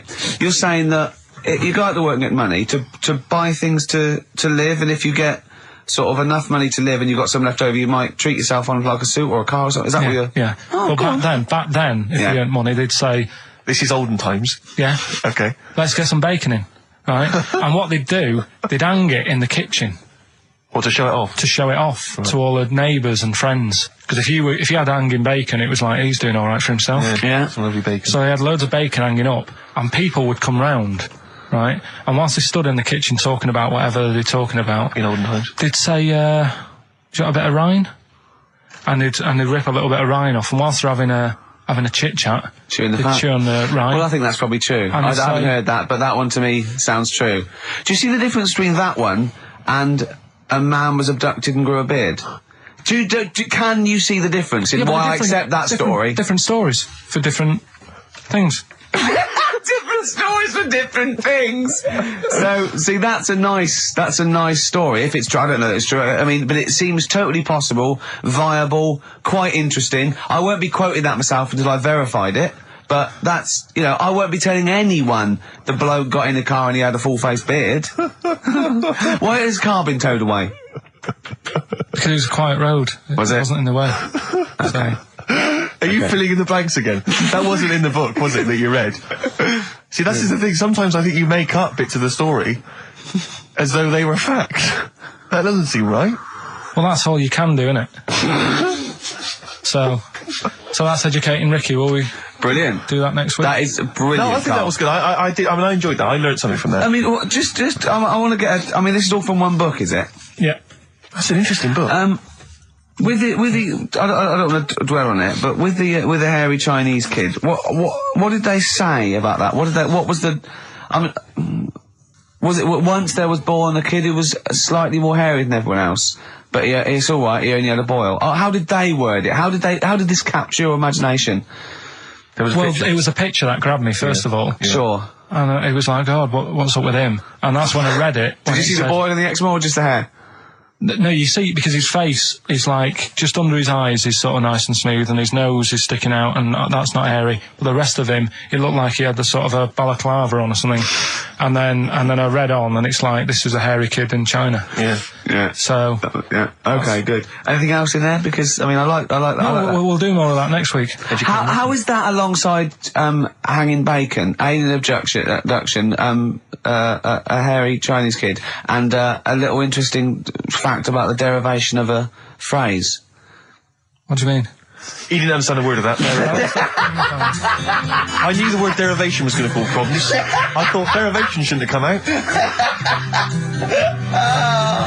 No, I wasn't disputing. He's all smug because he just had a phone call. That was Beck, lost cause. Go on, tell him why you're all smug. Because Adrian just called up. Yeah. After hearing the story about the Chinese kid. Yeah. And he said, yeah, that's true. He said that there was a TV programme on it. Yeah. He had a chromosome defect. Yeah. And it made him hairy. And his mum and dad used to have to shave him. That wasn't in the book. But thinking about it, that's not a good move anyway, is it? Because they say that for women, if you get a few hairs on your top lip, don't shave it because it'll grow back thicker and faster. So they should just let him. They should have just said, well, let's see how bad it gets. But if they went in there straight away if he came out as a baby and a little bit hairy, they should have left it maybe, for a little bit. But Adrian called up and said, yeah, he was hairy, he was all but right. We weren't disputing there was a Chinese kid born slightly hairier than the rest. We were disputing the fact that you didn't actually tell us a story. You just told us a And what we are selection of disputing facts. is that man was abducted by aliens for 3 days and grew a beard. Yeah. That's definitely not true. No. We don't know about chewing the fat, but it sounds quite viable. Yeah. You see, the difference is between me and Steve and you is that what we believe isn't random. Do you know what I mean? It's not random. The things that we don't believe stuff just because it's interesting. it's not every other thing we believe and every other thing we don't. I think Carl believes stuff if it's interesting. Yeah, I know. Yeah. If he thinks, intriguing. Thanks. All right then. So last week we started good sort of play on words that we had going. Go on. The well-known film Educating Rita. Yeah. That's become, thanks to Karl Pilkington's brain, it's become... I've tweaked it a bit and now it's Educating Ricky. Brilliant. Right? And that was a new feature we started last week, if you weren't listening, where I teach Ricky stuff. What did you teach me? Taught you about that little Chinese hairy kid. Yeah, you didn't teach me anything. You said there was a kid that was born that was slightly hairier than other Chinese people. Where the saying chewing the fat came from. I enjoyed that was good. That was interesting. Good. And a man who had a beard because he was being abducted for 3 days. Again, that was rubbish. Lest we forget. That taught me more about you than about alien abduction. But what happened last week is we sort of talked about it all in one go. And you can't... Whereas this week you've done what? You've spread it out over the show. Well, I've spread it across the 2 hours because I always found that if you try to be taught too much in one go, you just can't take it in and it'll be wasted. Is that your experience of school? Yeah. They taught you in 3-minute bursts. Yeah, and not every day. Yeah. Every other When month. you felt like it. Yeah. Right? So that's what we're going to do, right? So we've got Educating Ricky coming up. That's Educating exciting Ricky across the 2 hours. Okay, look forward to and that. what I do is I've made little headlines again. And you decide which story you want to go for first. Well, give me the first headline. No, not yet. We'll do that in a bit. Give me a teaser. Hang on a minute, I'm telling you what else. Oh, yeah. I think so, because last night, right, I mean, this is part of Educating Ricky in a way, but something I learned last night was that tarantulas only bite you if you annoy it. Right. They don't, do you know how people say, if you're in a sleeping bag living in a jungle, a spider will get in there and it'll bite you? Apparently not. You've got to really annoy it. The thing that it really hates is having its leg sort of twisted. It hates having its leg twisted. Right. Yeah, but that's more for... Is that what they said in a documentary? No, actually said almost certainly not, Steve. Almost certainly not. Were you watching a documentary? No, I was reading it. Oh, you're reading it. And it was this guy... Was it scrawled on the wall in like a public toilet? No, I'll tell you more about that later. Oh, It's right, part of the... Educating Ricky. So, Carl, I know you've been thinking this through. What have you got? So, Educating Ricky, we did it last week. It's where I teach you some stuff, but rather than just teach you something, I tease you, so you want to know more, so you want to take in information, right? So, if only people had taught you like that, Carl. And also, it's the name of a film, sort of. Yeah. Nearly. Coming up soon, Henry VIII and his... Well, how many wives? Come back tomorrow, Carl, to find out. The little headlines I've got to sort of tease you with the story. Yeah, this is going to hurt me and I'm not very well. Go on. Right, we've got So this is what? Sorry, I've just got lost for a minute there. It's Educating Ricky. This is Educating Ricky, and these are the stories that these are the things you're going to tell him. Yeah, but these are just headline versions. These are headlines because not the actual fact. Then I think people will remember things. Okay, all right. So you sort of bullet points. Who can forget hairy Chinese boy? Indeed, I shall never forget that. Yeah. So first headline. Don't do that to it. You know it can't live without an head. I've got no idea. It could be about the French Revolution. It could be about anything. I know what it is.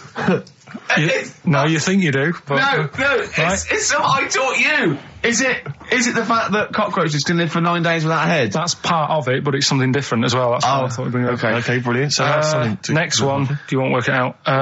If only it was raining. Brilliant. Okay. Go on. And the last one, what's tomato with you?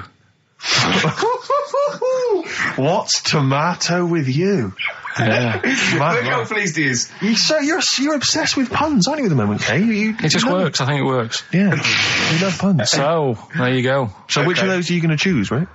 Oh, well, I'm going to have to choose. Don't do that. You know it can't live without an head. Can we play a tune and we'll come back with that? I reckon. Find out what that is. Wow, what a history lesson that's going to be.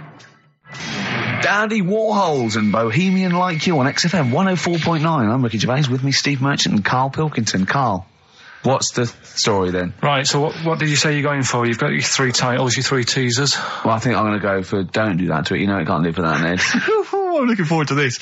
Right. So this is educating Ricky, for those that have just tuned in. Now, something that Ricky told me about when he was educating me was that a cockroach, if you cut its head off, it lives for a week. Yeah. Right? And the only reason it dies is because it can't take on water. Sure. It doesn't have a great time in that week, though, does it? No. I mean, it doesn't get much done, I don't imagine. It just needs water, and because it can't find any, like its eyes, it eventually dies. Yeah. Right? No. So what? No, it's not. That's not. It's 'cause Anyway. you can't drink. Anyway.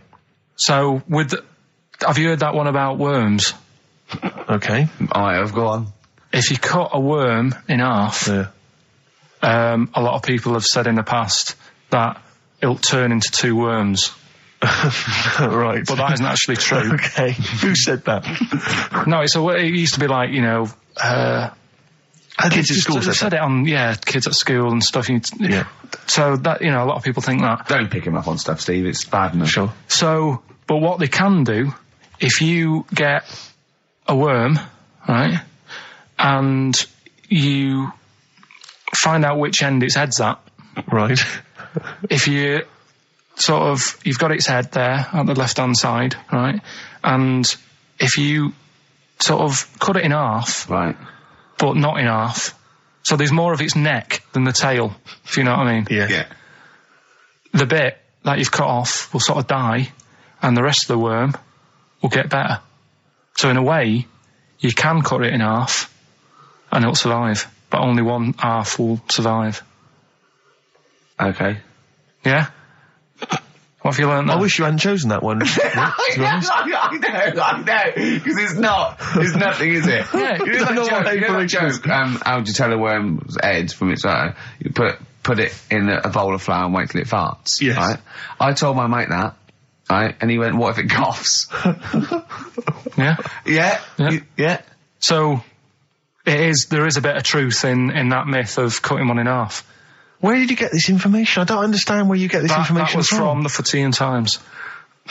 It was like the myth about worms. Yeah. That was the big article that week. Did it take you as long to read that article as it took you to tell us just then? I like the fact that it starts off debunking a myth that we haven't heard of anyway. Exactly. You know the big thing about cutting a worm in half and making 2 worms? No. Yeah. What's the other one? What's the other It's not headline? the thing to do either, by the way. Don't go doing it. No. It's not very nice. It's cruel. But it can get by And if it's you pointless. do. Yeah. There's no scientific worth Yeah. in that. Well, there you go. Okay then. So the others now, you see What's the what I others? do. No, What's I the tell you others? the other titles. You're not having them yet. That's the whole idea of this. People will be driving or about to go out doing the shopping. They'll think about that now. What was the other 2? Well, the other 2 They won't were- think about that. They've forgotten No, that they will. already. They will. No, they've forgotten that already. If only it was raining, and what's tomato with you? Right, you've I'm got to looking tell forward us- to that one. No, you've got to tell them tomorrow with you. Look what's happening. You see, you already want more of education, and this is what listeners will be doing. I tell you, I wish you were a teacher. I so wish you were a teacher. Do you know what I mean? Kids would be saying, I know it's 3:30, but I don't want to go home. I want more. Yeah. And that's what I'm doing with you. I'm teaching you. Why are taking you in teaching information. me things about not to cut worms in half and what's tomato with you? Please tell me what's tomato with you, Carl. In a bit. No. In a bit. Educating Ricky, we got 2 left, haven't we? I'm looking We've forward still to got these. 2 more. We've still got If Only It Was Raining and What's Tomato With You. Coldplay, the scientist on XFM 104.9. Right, competition, isn't it? No, it's Educating Ricky Part 2. Oh, is it? Yep. I wasn't even listening. He's doing all the work, I wasn't even listening. Oh, and he spilled some water down that. Right, what's this one again then? Right. What's the teaser headline? Teaser headline is, What's Tomato with You? Brilliant. Yeah? Go on. How excited were you when you came up with that? You couldn't wait to come in and tell us, could you? I think it's a good one because you won't forget it now, will you? I mean, like the worm one. What's so special about the worm? You know, a lot of people think that if you cut a worm in half, 2 worms will grow, but no. What happens is if you cut the head end slightly nearer the tail than the tail will die, but the worm with the head will be okay. So, it's exploded a myth, and it taught me something. Right, so the second one, part 2 of Educating Ricky. What's Tomato with You? Yeah. What this one's about is, ages ago... It's scientific. There's never a date. There's never a country, a location. Okay, settle down, children. This is A-level history. Right. Once upon a time. Yeah. When a mental place with swords was a king, forget his name, but he was a loony. So, and it was literally ages ago. Yeah. So, good luck in the exam. Yeah. Right. So, like, you know, alright, many years ago. Oh, yeah, cleared that up. Go on. They thought tomatoes were poisonous. Right? Okay. Because what hold on, are they going to be proved wrong at the end of this story? Well, because I don't want to give away the ending, but is it something to do with are they poisonous tomatoes? No. Oh, you're having a laugh. I don't believe it. Go on. They're going to be eating tomatoes all this time.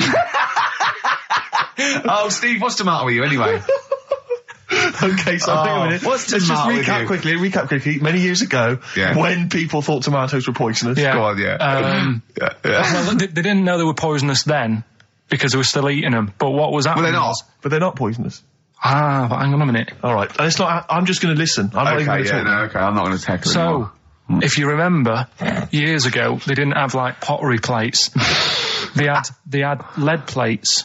Right? What are you talking? Just let him talk. Sorry, what year is this? Let him talk. Come on. Plates made out of lead, and what they'd end up doing, they'd say, right, do you want a tomato? And they'd go, yeah, all right. And they'd put the tomato on the lead plate and cut it. And because of the acid in the tomato, right, it would sort of make the lead runny, and the lead would go into the tomato, and they'd say, oh, it's lovely this, and they'd be eating it. They'd get food poisoning, lead poisoning, what have you, and they'd be really ill. So they thought tomatoes were poisonous, so they didn't eat them for many years. And when you say they, do you mean the people of Narnia? Yeah, this didn't happen. Where was this happening? Sort of in Britain and that. You put him on the spot there.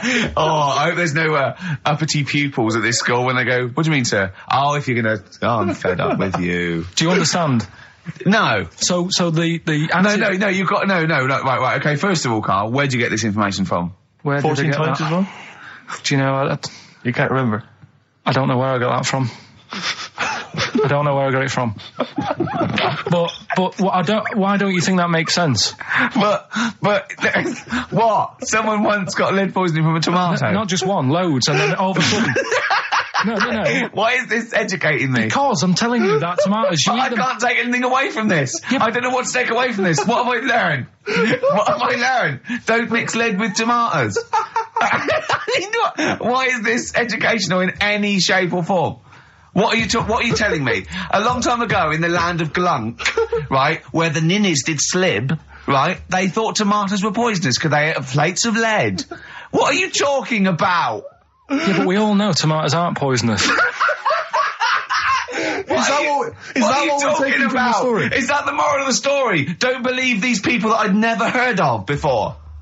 What are you talking about, Carl? I think it's a bit weird.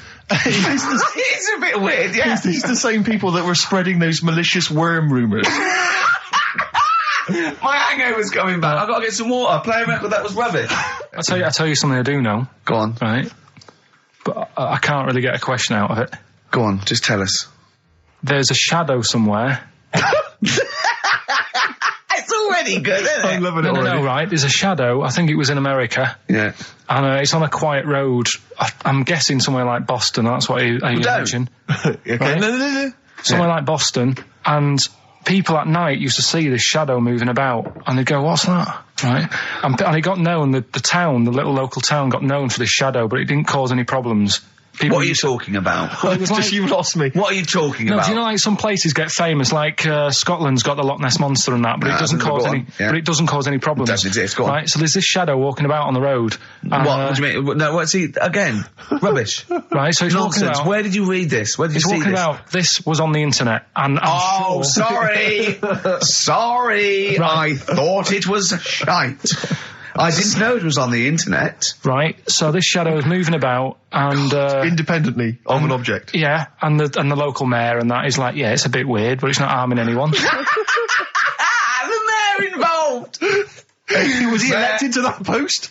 Hey, mayor, we got a problem down here. Seems like a shadow. Well, it's not causing any. No, it's just causing any problems. Yeah, go on. But that's the thing. It was left for years, and then it did start causing problems. I see, that's it. If you leave these shadows to go unchecked, Rick, they go crazy. Yeah. You let them run amok in the city. Yeah. You've got to stand What down did it do? on What did it Roman do? shadows. What did the shadow do? It was pushing people off the bikes. It was what? It was pushing people off the bikes. Oh, I'll find out more for that next week. Right, that'll tease them. you're a maniac. We'll do more on that. We haven't had time for educating. Please never have children. Right, listen. You are Just promise me now you'll never have kids. We haven't got time now. Okay, listen, so- all right, DJ Shadow, have we got time for to give these tickets away? Yeah, if they just call up, we'll... No, I'll tell you what, I've got a question, right? Go on. Where does Karl think this may have taken place? If you've been listening to the show, where do you think this evil shadow has been running amok? Let us know. The number, Karl? Good question. 08700 800 1234. So, Excellent. but that's it. We are actually out of time. We are indeed. Now. Carl, I want you to tell Steve what you told me in the week. About the snake, about the anaconda, how to... Right, this is Carl's method. He's not scared of the anaconda, the 30-foot long, biggest, scariest snake. No, you were talking the about world. stuff, weren't you, about in jungles and that, and animals. That's what we do. Yeah. Right. And I remember reading about, say if you're in the jungle and you get tired and you go to sleep, right, and you sort of wake up and you feel something on your leg, and you look down and it's an anaconda, right? Yes. And it's swallowing your feet, because apparently they always go from the feet up. They never eat you from the head. So Okay. Should I save these points to the end? Because Make a list of the points. Because they always eat head first, because the way the fur goes, where they have to take a capybara or even a rat, they take it from the head But first. make a point. Make some notes. Okay, so that's Rick. wrong. We'll come back Okay, to this next, later. go on. So they always eat you from the feet. Go on. So they're swallowing your feet, and it said on the website, if you wake up and you see this anaconda doing that, sort of eating away at your feet, don't panic. Don't panic. I'm just writing this down. Don't panic. Hold on. Okay, go on. Don't try and kick it off. Okay. Just let it sort of swallow you. Mm-hmm. But only up to your knees. Okay. Why not kick it off straight away? Because I think it sort of gets a bit angry, it starts thrashing about, and it can swallow faster, I think. yeah. I'm guessing that bit. Okay. Just put a question mark by that. Okay, there, Rick. pop a question mark next So, to eat. so knees. yeah, so it's up- eat knees. So it's- eat it up to your knees. It's up to your knees, Yeah, and then yeah, what yeah. you do is you get a knife Yeah. Okay. and you cut. And how do you get a knife? Do you walk over to the kitchen? I was or- going to pop over, get knife. Where's that coming from? Get Well, the you knife. always have a knife. Always have a knife, of course you do. Otherwise you're a fool. Always have a knife, okay? Well, come on. Yeah. If you're going to go into a jungle, Always have a knife. Okay. Always have a knife, yeah. simple. Could I just suggest something? You know, suppose you're wearing combat trousers, and the knife is actually in the trousers by the knee, the sort of pocket by the knee. What happens then? I suppose you could still reach in into the mouth, couldn't you? So anyway, you've got a knife. Let's say you've got a knife. Let's say you've fallen asleep. The anaconda's it's chewing your feet. You let it eat up to the knees. You've got a knife. What do you do then, Carl? Right. So it's up to your knees, and what you do, you get your knife that you got out of your pocket earlier, and you cut it at the mouth, right? Do you know, like either side of the lips? Right. So you're sort of cutting it in half. Right, like a Chelsea smile. And it can't, yeah, that's right. Yeah. It can't do anything.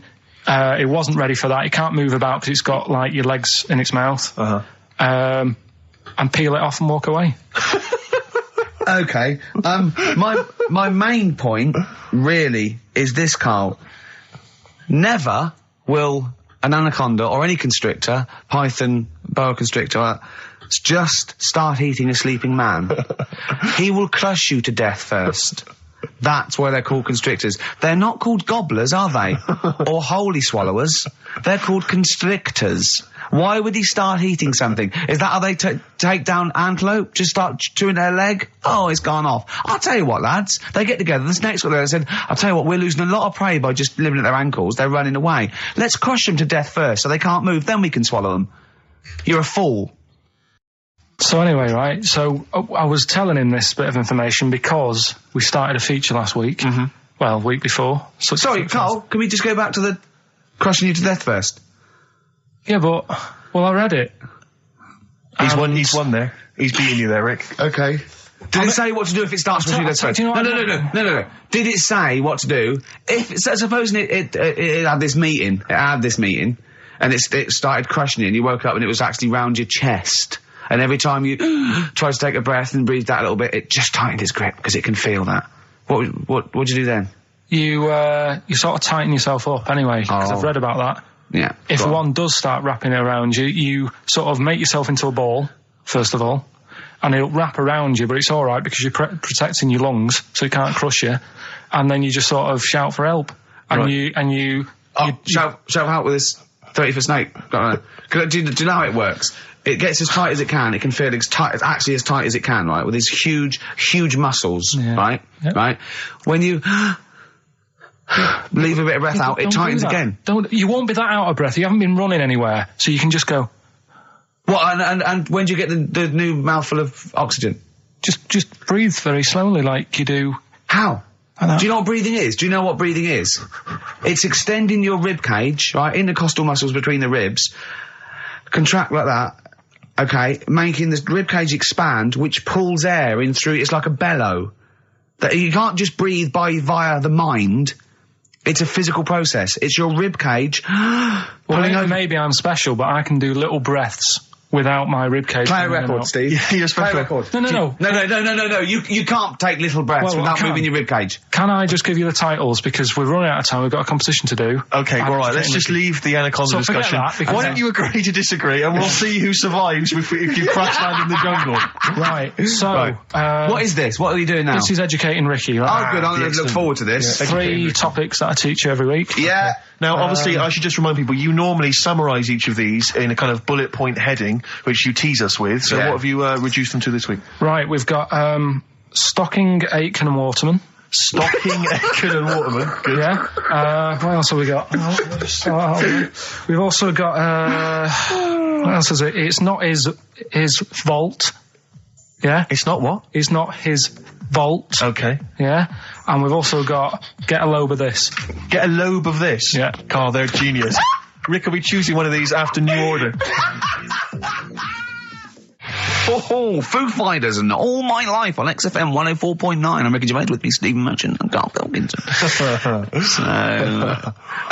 Just before we do educating Ricky, this is where Karl thinks he can give me something of interest and teach me something to take away. Last week I found out that somewhere in a strange land people thought tomatoes were poisonous because they ate them with lead. Things like that. What was the other one you told me? What else was it last week? Bit of worms. Cut me off. Yeah. Oh, I sent him a text message. I was on the train, a bit bored, and I read in, I think it was Metro, scientists have found out that worms get stressed, and they found out that the fat ones didn't live as long. And when they checked the thin ones that lived longer, they found out they had a gene for de-stressing them. Right? Carl, do you remember what you said? No. He went, well, that's stupid, isn't it? He said, did these other ones die of natural causes? I went, yeah. He went, all right. Because it could be that the fat ones couldn't get off the pavement quick enough and got squashed. So maybe the scientists go, yeah, we didn't. Yeah, they come to think of it, they were flat as well as fat. I think the reason that the worms are getting stressed is because people like Karl are cutting them in half to try and make 2 steaks. Yeah. Yeah. Two worms. Yeah. That's the concern. he said they can't even commit suicide if they're stressed by cutting their throat. I also sent what I thought was quite interesting, that the scientists have found that the elephant hasn't got the best memory. The sea lion has, based on they've got a sea lion, and they got it back into the old laboratory 10 years after it had taught it a simple trick, and it could still do the trick. What did you say to that, Carl? I'd say they don't get up to much anyway, so if you do teach it something, it is going to remember it. Sure. Because it's got nothing else to do. Yeah. And then it also, I mean, I like sea lions, they look nice and everything, but what do they do? What was that? Sea lions? Yeah, what are they here for? It's another jellyfish, as far as I'm concerned. It's like, it's there and people know about them, but what do they do? Yeah. What do we do? What do we do, Carl? Well, what do we do? A cat, first, Steve said, is good for your heart. So why is it all geared to what's good for us? Well. Anyway. Educating Ricky. Good, we've settled that then. Go on. The titles that are meant to sort of pull you in. Yeah. We've got, what was it? Stocking, Aitken and Waterman. Yeah. You've got It's Not His Vault. And Get a Load with This. Get a load with this. So, which pun do I pick first? I think I'll go for Get a Load with This. Get a lobe of this. Yeah, get a lobe of this, yeah. Well, that's a story about a girl who, she was deaf, right, for 4 years. And, it happened quite a bit back this. What year? Or was it, I think it was ages ago, was it? About, yeah, quite a bit back. She was deaf for about 4 years, having an argument with her mum, it said, which I didn't quite understand, because I don't know how they do that.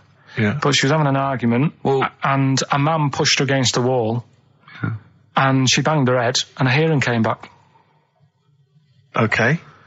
Was she wearing a Walkman, and it fell out? And she'd realised, there's no explanation. There's no explanation? Well, why is that teaching me something then? So I knew you'd say this, right? So I thought, right, I'll stick something on it. Do you know that bees are deaf? No, you can't just, no. If you ask someone something they don't know the answer to, they don't tell you something else. Just, I'll tell you something else then. I can't answer that, I'll tell you something else. Imagine that, if you asked a teacher. Look, how do birds fly? Wow, if you're going to do that, tallest building is, I mean, what? Well, that was the equivalent, Carl, of running away when we asked you a question. Yeah, the intellectual equivalent of going, look over there, there's a monster. Yeah. Listen. What do you mean? What she? Okay, so her hearing. There's no explanation. Back. There's no explanation, or you don't know. Well, there isn't one, is there? Really, it's a bit weird. But the only thing did doctors not look into it? No, I think they just said, "Oh, that's good." So again, I don't. Where did this information? Is that if you read this on the net? Is that all they put on the net? There was once a deaf woman who hit her head and she could hear. Came back. It was bizarre things about being deaf. Was there three Was there I've got that book. Yeah, it's a good book. That was there 3 more pages. You just couldn't be bothered to read on. Yeah. No, it was just a little bit. And was there a little picture, a cartoon picture? No pictures. I just read it. Ow! Look, ow! If you don't want to know, if you don't want to learn, you know. Yeah. Okay. It's Not His Vault. Let me have It's Not His Vault. You got to save this. This has got to teach me something. It'll be an interesting story. Right. It's Not His Vault. This fella. Yeah. What year? Ages ago? Olden times? I'd say in the 70s. Okay. Would you? Any evidence for that? And does he wear flares in the story? Right. Is that your reason? No, it's a bit like Yuri Geller, this fella, right? Where he's electric. He's electric. And if he walks past the telly would fizz. If he walked past the radio, it all goes like that. Ooh. His hair stuck up all the time. And he'd be having a bath and everything would be all right, and then the power would sort of switch on in his body, and the electric in his body made him jump out of the bath. So... What do you mean, so? What is that so? What does that so mean? You've given us nothing. You've given us nothing. You'd have to at least give us the scientific explanation. Yeah. Electric eels have 400 volts in them. Oh, is this the running away again?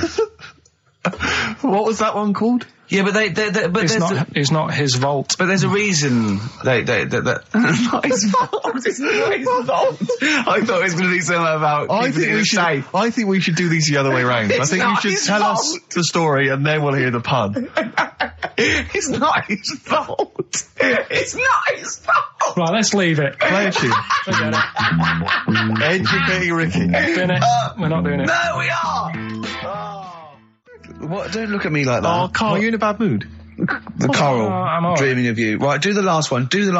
Carl's saying we're never doing this again because we don't appreciate it. Yeah, Carl, you don't know how good this feature is, mate. Right, last one. Yeah. Stocking, Aitken and Waterman. Go on then, tell me about that one. What's that? What am I going to learn from this? Right, well, do you know the saying, pot a sock in it? I like it already. Do you know the saying? Yeah. Right, well, do you know where it comes from? I assume it's shut up, so I'll stuff your mouth with a sock to shut you up. Years ago. Yeah. Sorry, am I right? No, not really. Ages ago. 1970s? 50s, Okay. I'd say. Do you know the old... I'd say. Do you know the old gramophone? Yeah. With the big horn on it? Yeah. Yeah. Right, well, those stereos didn't have a volume control on them. Right? So they'd be listening Oh, to so you the put a album, sock in the... and you'd mute. put something like a sock. That's a real one, you see. That's taught me something. That's good. That's excellent, Carl. That is the only one that counts, like chewing the fat, if they're true. I'm assuming they are. It works. It's of interest. I haven't got it verified yet, but that is educating Ricky. That's brilliant. I will say the other two were more entertaining. So, you know, Do you understand the distinction, though, between that one and Electrical Man? and, or I've hit me head, I can hear you, mum. Yeah. Can you see the difference, though? Or... not really, because when I read all three, I took something away from all of them. What did you take away from the Electrical Man? I just thought, imagine that. Imagine how annoying that would be.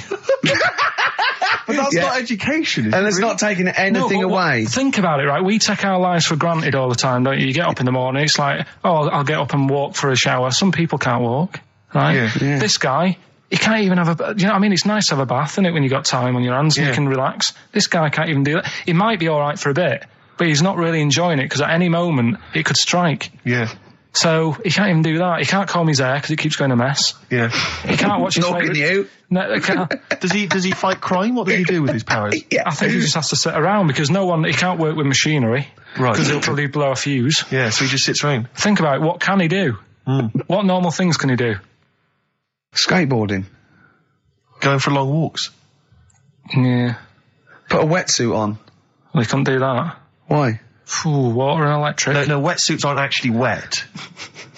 They're dry initially. Just put a whole wetsuit on and walk round with flippers and A rub the wetsuit's sole. not like a dinner jacket that's like really wet. Well, all I'm saying is think. Do you know what I mean? Oh, okay. And what was the other one the again? girl deaf for 4 years hits her head. Yeah.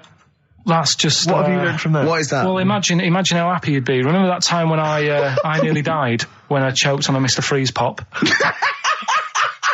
Right? No, tell us that one again. No, I told you, didn't I? Tell us again. Yeah, but the people will remember it, and then it's... They weren't listening. Go on. What happened? It was ages ago when my mum and dad used to go out shopping on a Friday. 1970s? Get the food in. get a week's load of food in the cupboard and that, and we'd, they'd come in with all the food, and we'd all be like, oh, God, there's no food left on a Thursday, really, so we'd all be hungry on the Friday by the time the food got in. I love that. And That they wouldn't eat it.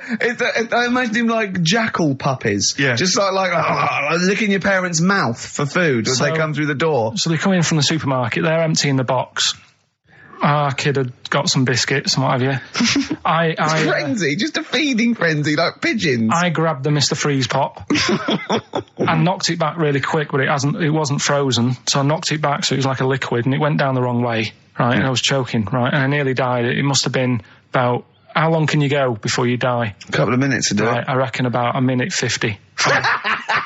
Right, I was really close to dying. How do you know you were close to dying? Did your life flash before you? No, but I just was like... There's loads of instances of him eating pops. Yeah, exactly. I just was dead. 40 of those. Whatever, right? What Anyway. do you think you'd see if your life flashed past you? What do you think, which elements would stand out for you, do you think? What? Start now, go back. What do you remember? What's the first thing you remember? As a kid. Yeah, just tell me now. Being in the hall and having our dog licking my face. That's your earliest memory? Yeah. Okay, what's the next one? Right, next one's probably being at primary school with Lindsay.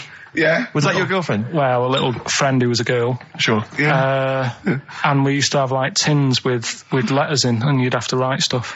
But anyway, what were we doing? What? He got confused. Right, so anyway... I'm intrigued by the dog that was licking your face. Well, bin that. We won't win that. No, it's a great feature. I just think you need to be a little bit more careful about what you consider to be education. Go on, All funny. right, I fell over. All right, well, We'll work on it next week. Play a tune, and what have you got for us? Because we've got a big competition. We've Come got to on. do the competition. We've only got 25 Yeah, well, come on, Don't then, worry quick, about then. it, Carl. Do Play a something, tune. play We'll a come back with tune. Rockbusters. What are we do you wanna playing? play? Let's play a bit of Tupac. Oh, that's what I'm coming out to, isn't it? Yeah, A fight. exactly. Yeah. Imagine it. Whack it up, whack it up.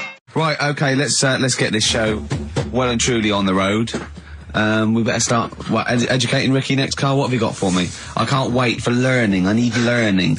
I need education. We should just Teach explain me something. obviously, for those that have just tuned in, Carl tries to teach Ricky 3 things each week. Based on the pun title, And yeah, each educating of them, just to tantalise Ricky, is abbreviated into some kind of headline. a cryptic clue involving a pun. So what have you got for us this week?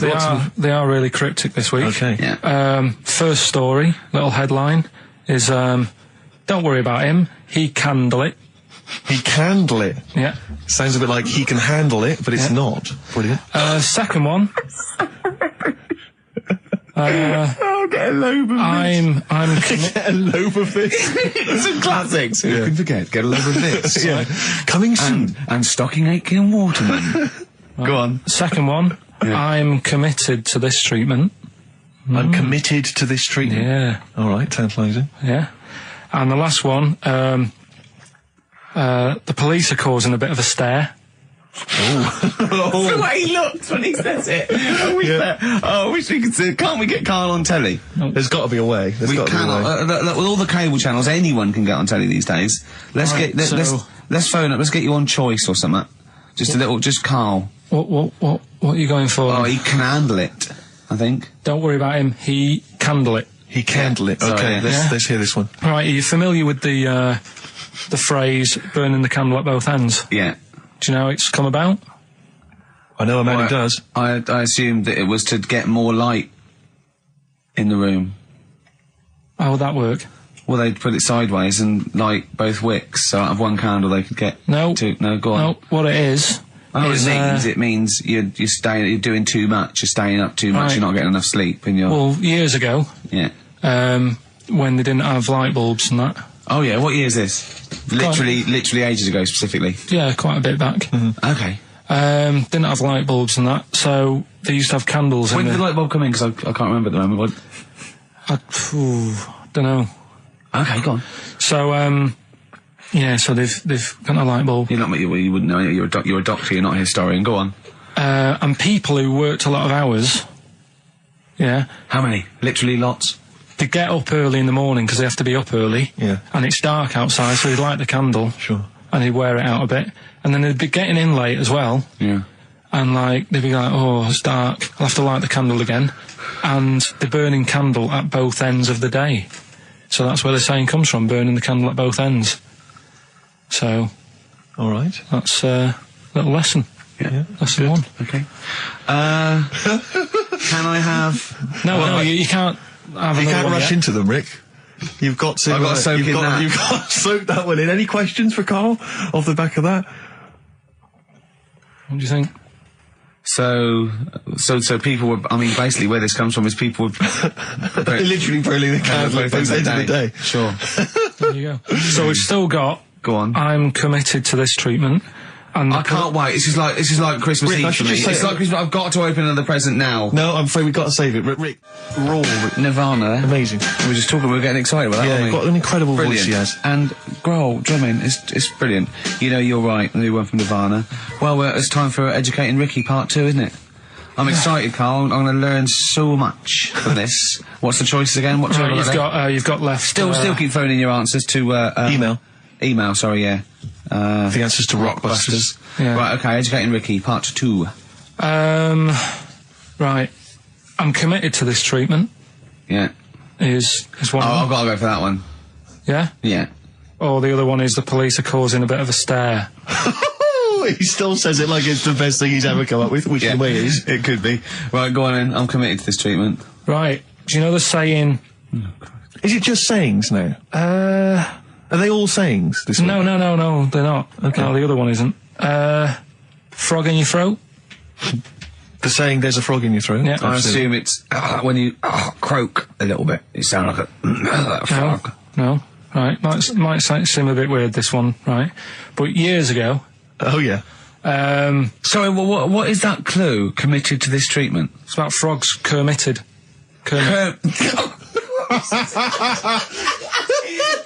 Probably works better with a K and an ER written down. Well, also, if you'd pronounced it Kermitted, yeah, but not committed. Committed to this treatment.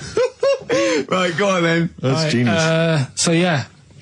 Well, what? You go to the doctors and you go with throat hurting a bit. Right. And what they did ages ago. Ages ago? What year was this approximately? We are going back quite a bit with this one. Oh, okay, go on. And the doctor would say... did history. Imagine years ago. Go on. And the doctor would say, right, keep your mouth open and you just look at your tonsils. And the jaw would ache a bit because they weren't as quick back then because they didn't have the technology and stuff, and they'd have to like stare at it and study it and stuff. And like they get an achy jaw, right? Keeping their mouth open. Yeah, like you get, you get a Mars bar or whatever. So they'd sat there, and they used to always close their mouth, and it used to annoy the doctor. Right? So what they did, they used to get a toad, right, and put it in the mouth. Rubbish. Okay, keep talking. Keep talking. And that way they couldn't close the mouth because either they'd squash it, right, or apparently you're not allowed to lick a toad's back.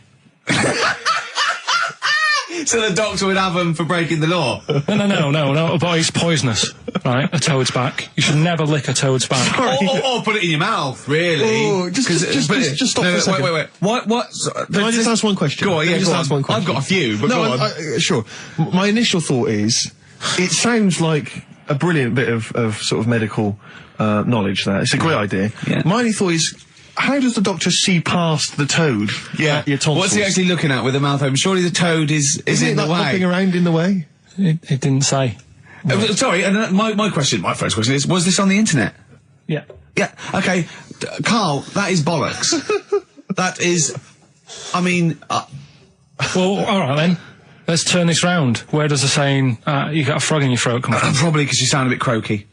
Probably that. Probably because you sound a little bit like a frog when you've got a sore throat.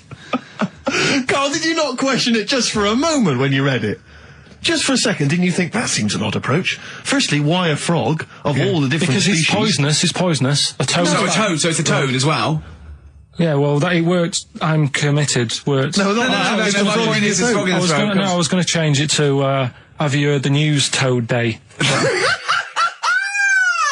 But I went with the frog. Oh God! Right, so that's rubbish. So that's rubbish. Next, can I have? Let's play a tune. Let's come up with a last one. Can I just say? No, just play it. Just play it. Yeah. Yo, Carl.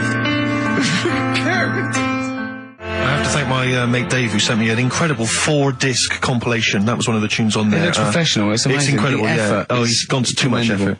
Ben Queller. It's a track called "In Other Words" from his album Sha Sha. Open wide.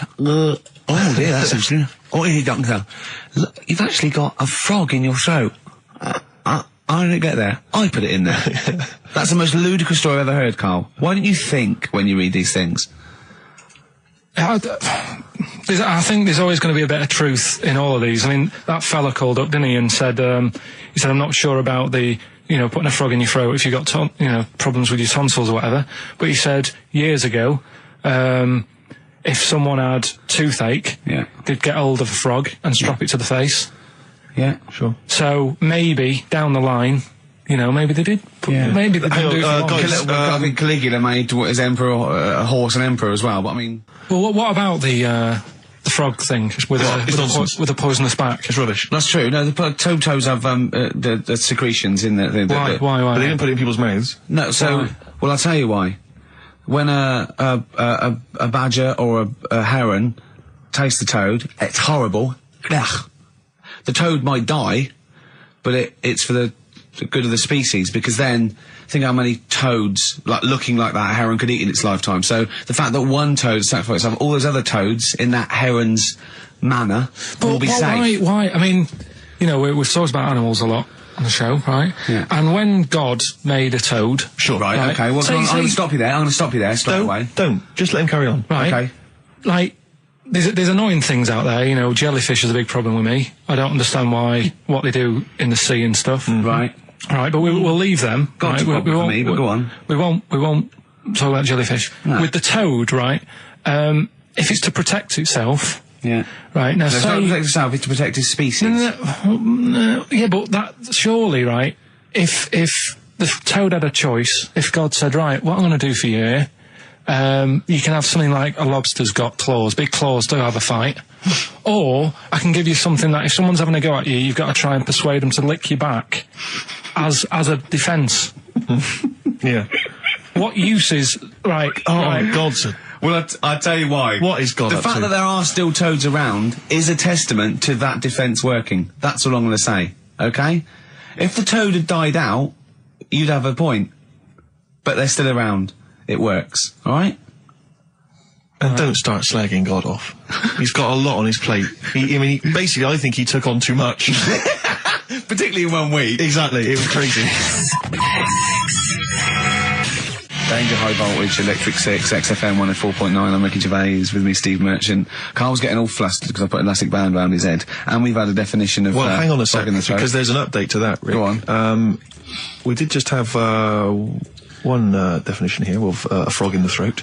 Apparently this has come from some internet site, so who knows how convincing it is, but it says frog in the throat, meaning suffering from temporary hoarseness, needing to clear the throat. Origin from the Old English frogger, meaning hoarseness. That's from Chris. Now that sounds slightly suspect to me. Why? But frogger? I mean, it seems odd that it would derive from that when it so clearly appears to be you sound like a frog when you have a sore throat. Yeah, but the word frog could come from Frogger, because it sounds like it's croaking. Wasn't Frogger a game you could play on the on the Spectrum? That's a great game. But listen, hang on, there's an update to that, because just to The common frog, of course, Rana temporara, that's the Latin name. Well, your toad is Buffo Buffo.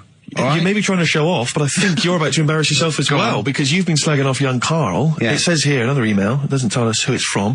Although it's hard to believe now, at one time, medieval physicians believed that the secretions of a frog could cure a cough if they were coated on the throat of the patient. Yeah. That in itself sounds repulsive, but what makes the idea even worse is the application of the secretions. Instead of painting the treatment on, something which may also have seemed rational, a live frog was placed into the mouth of the sufferer, where it remained until the physician decided that the treatment was complete. Right. Apparently Shakespeare's son-in-law, that's a question mark, I don't know what that means. Anyway, it's no wonder that today a froggy or croaky attempt at speech is said to be a frog in your throat. So, you can see that what's happened there is Karl's misread or been slightly misinformed about a medieval practice. In a sense, you're both winners, just for taking part. What's your final one, Karl? Right, the final story is the police are causing a bit of a stir. I can't wait. It's about this fella. I think it's in England somewhere. Yeah. Don't know when it happened, but Literally ages ago, or? basically, well, I think it's when they were trying to crack down on like drunken people walking about in the street. Oh, yeah. And they found this Saturday. fella. It's Saturday, that one. And found this fella, and all the local people were saying, "Oh, look at him wandering around. He's drunk and what have you." That's not right. Get the police in. He got arrested and that, and they got him in the court. And the judge was there, and he says, "So you know, what's all this? What's going on? What are you doing wandering about when you've had a drink? You know the rules. You shouldn't be doing that. You had a glazed expression on your face. Blah, blah, blah. What do you have to say for yourself?" He only had a glass eye. So he had 2 glass eyes? No, he had 1. But that was... They were about to sort of lock him up. Was he a bit pissed up as well? Well, he was pretty livid. Or was he also drunk with a glass eye? No, that's the weird thing. He wasn't even... He hadn't even had a drink. So they just thought, because he had a weird stare. Because his eyes were all glazed. Yeah. Where'd you get this from? Why are you telling me this? Yeah, but why are you telling me this? I mean, thank you, because it's, you know, killed a couple of minutes, but why is this educating me? What are you telling me here? Because there's a bit of a thing there, a bit of a fable, that don't always judge a book by its cover. Yeah? So, the guy, he hadn't even had a drink. He'd probably just been shopping. Yeah. Walking down the street, and everyone's like getting involved. Like, what's he doing? Hang on, I don't understand. He's walking down the street, happens to have a glass eye. He was doing nothing else to suggest he was drunk. You don't pick people up just because their eye looks like that. But even if it happened, why are you telling me? With no particular detail. I know this, that we're going to get It's people... not enough information. I know, yeah. No, there's a bit of a lesson there, educating Ricky. Just watch what you say.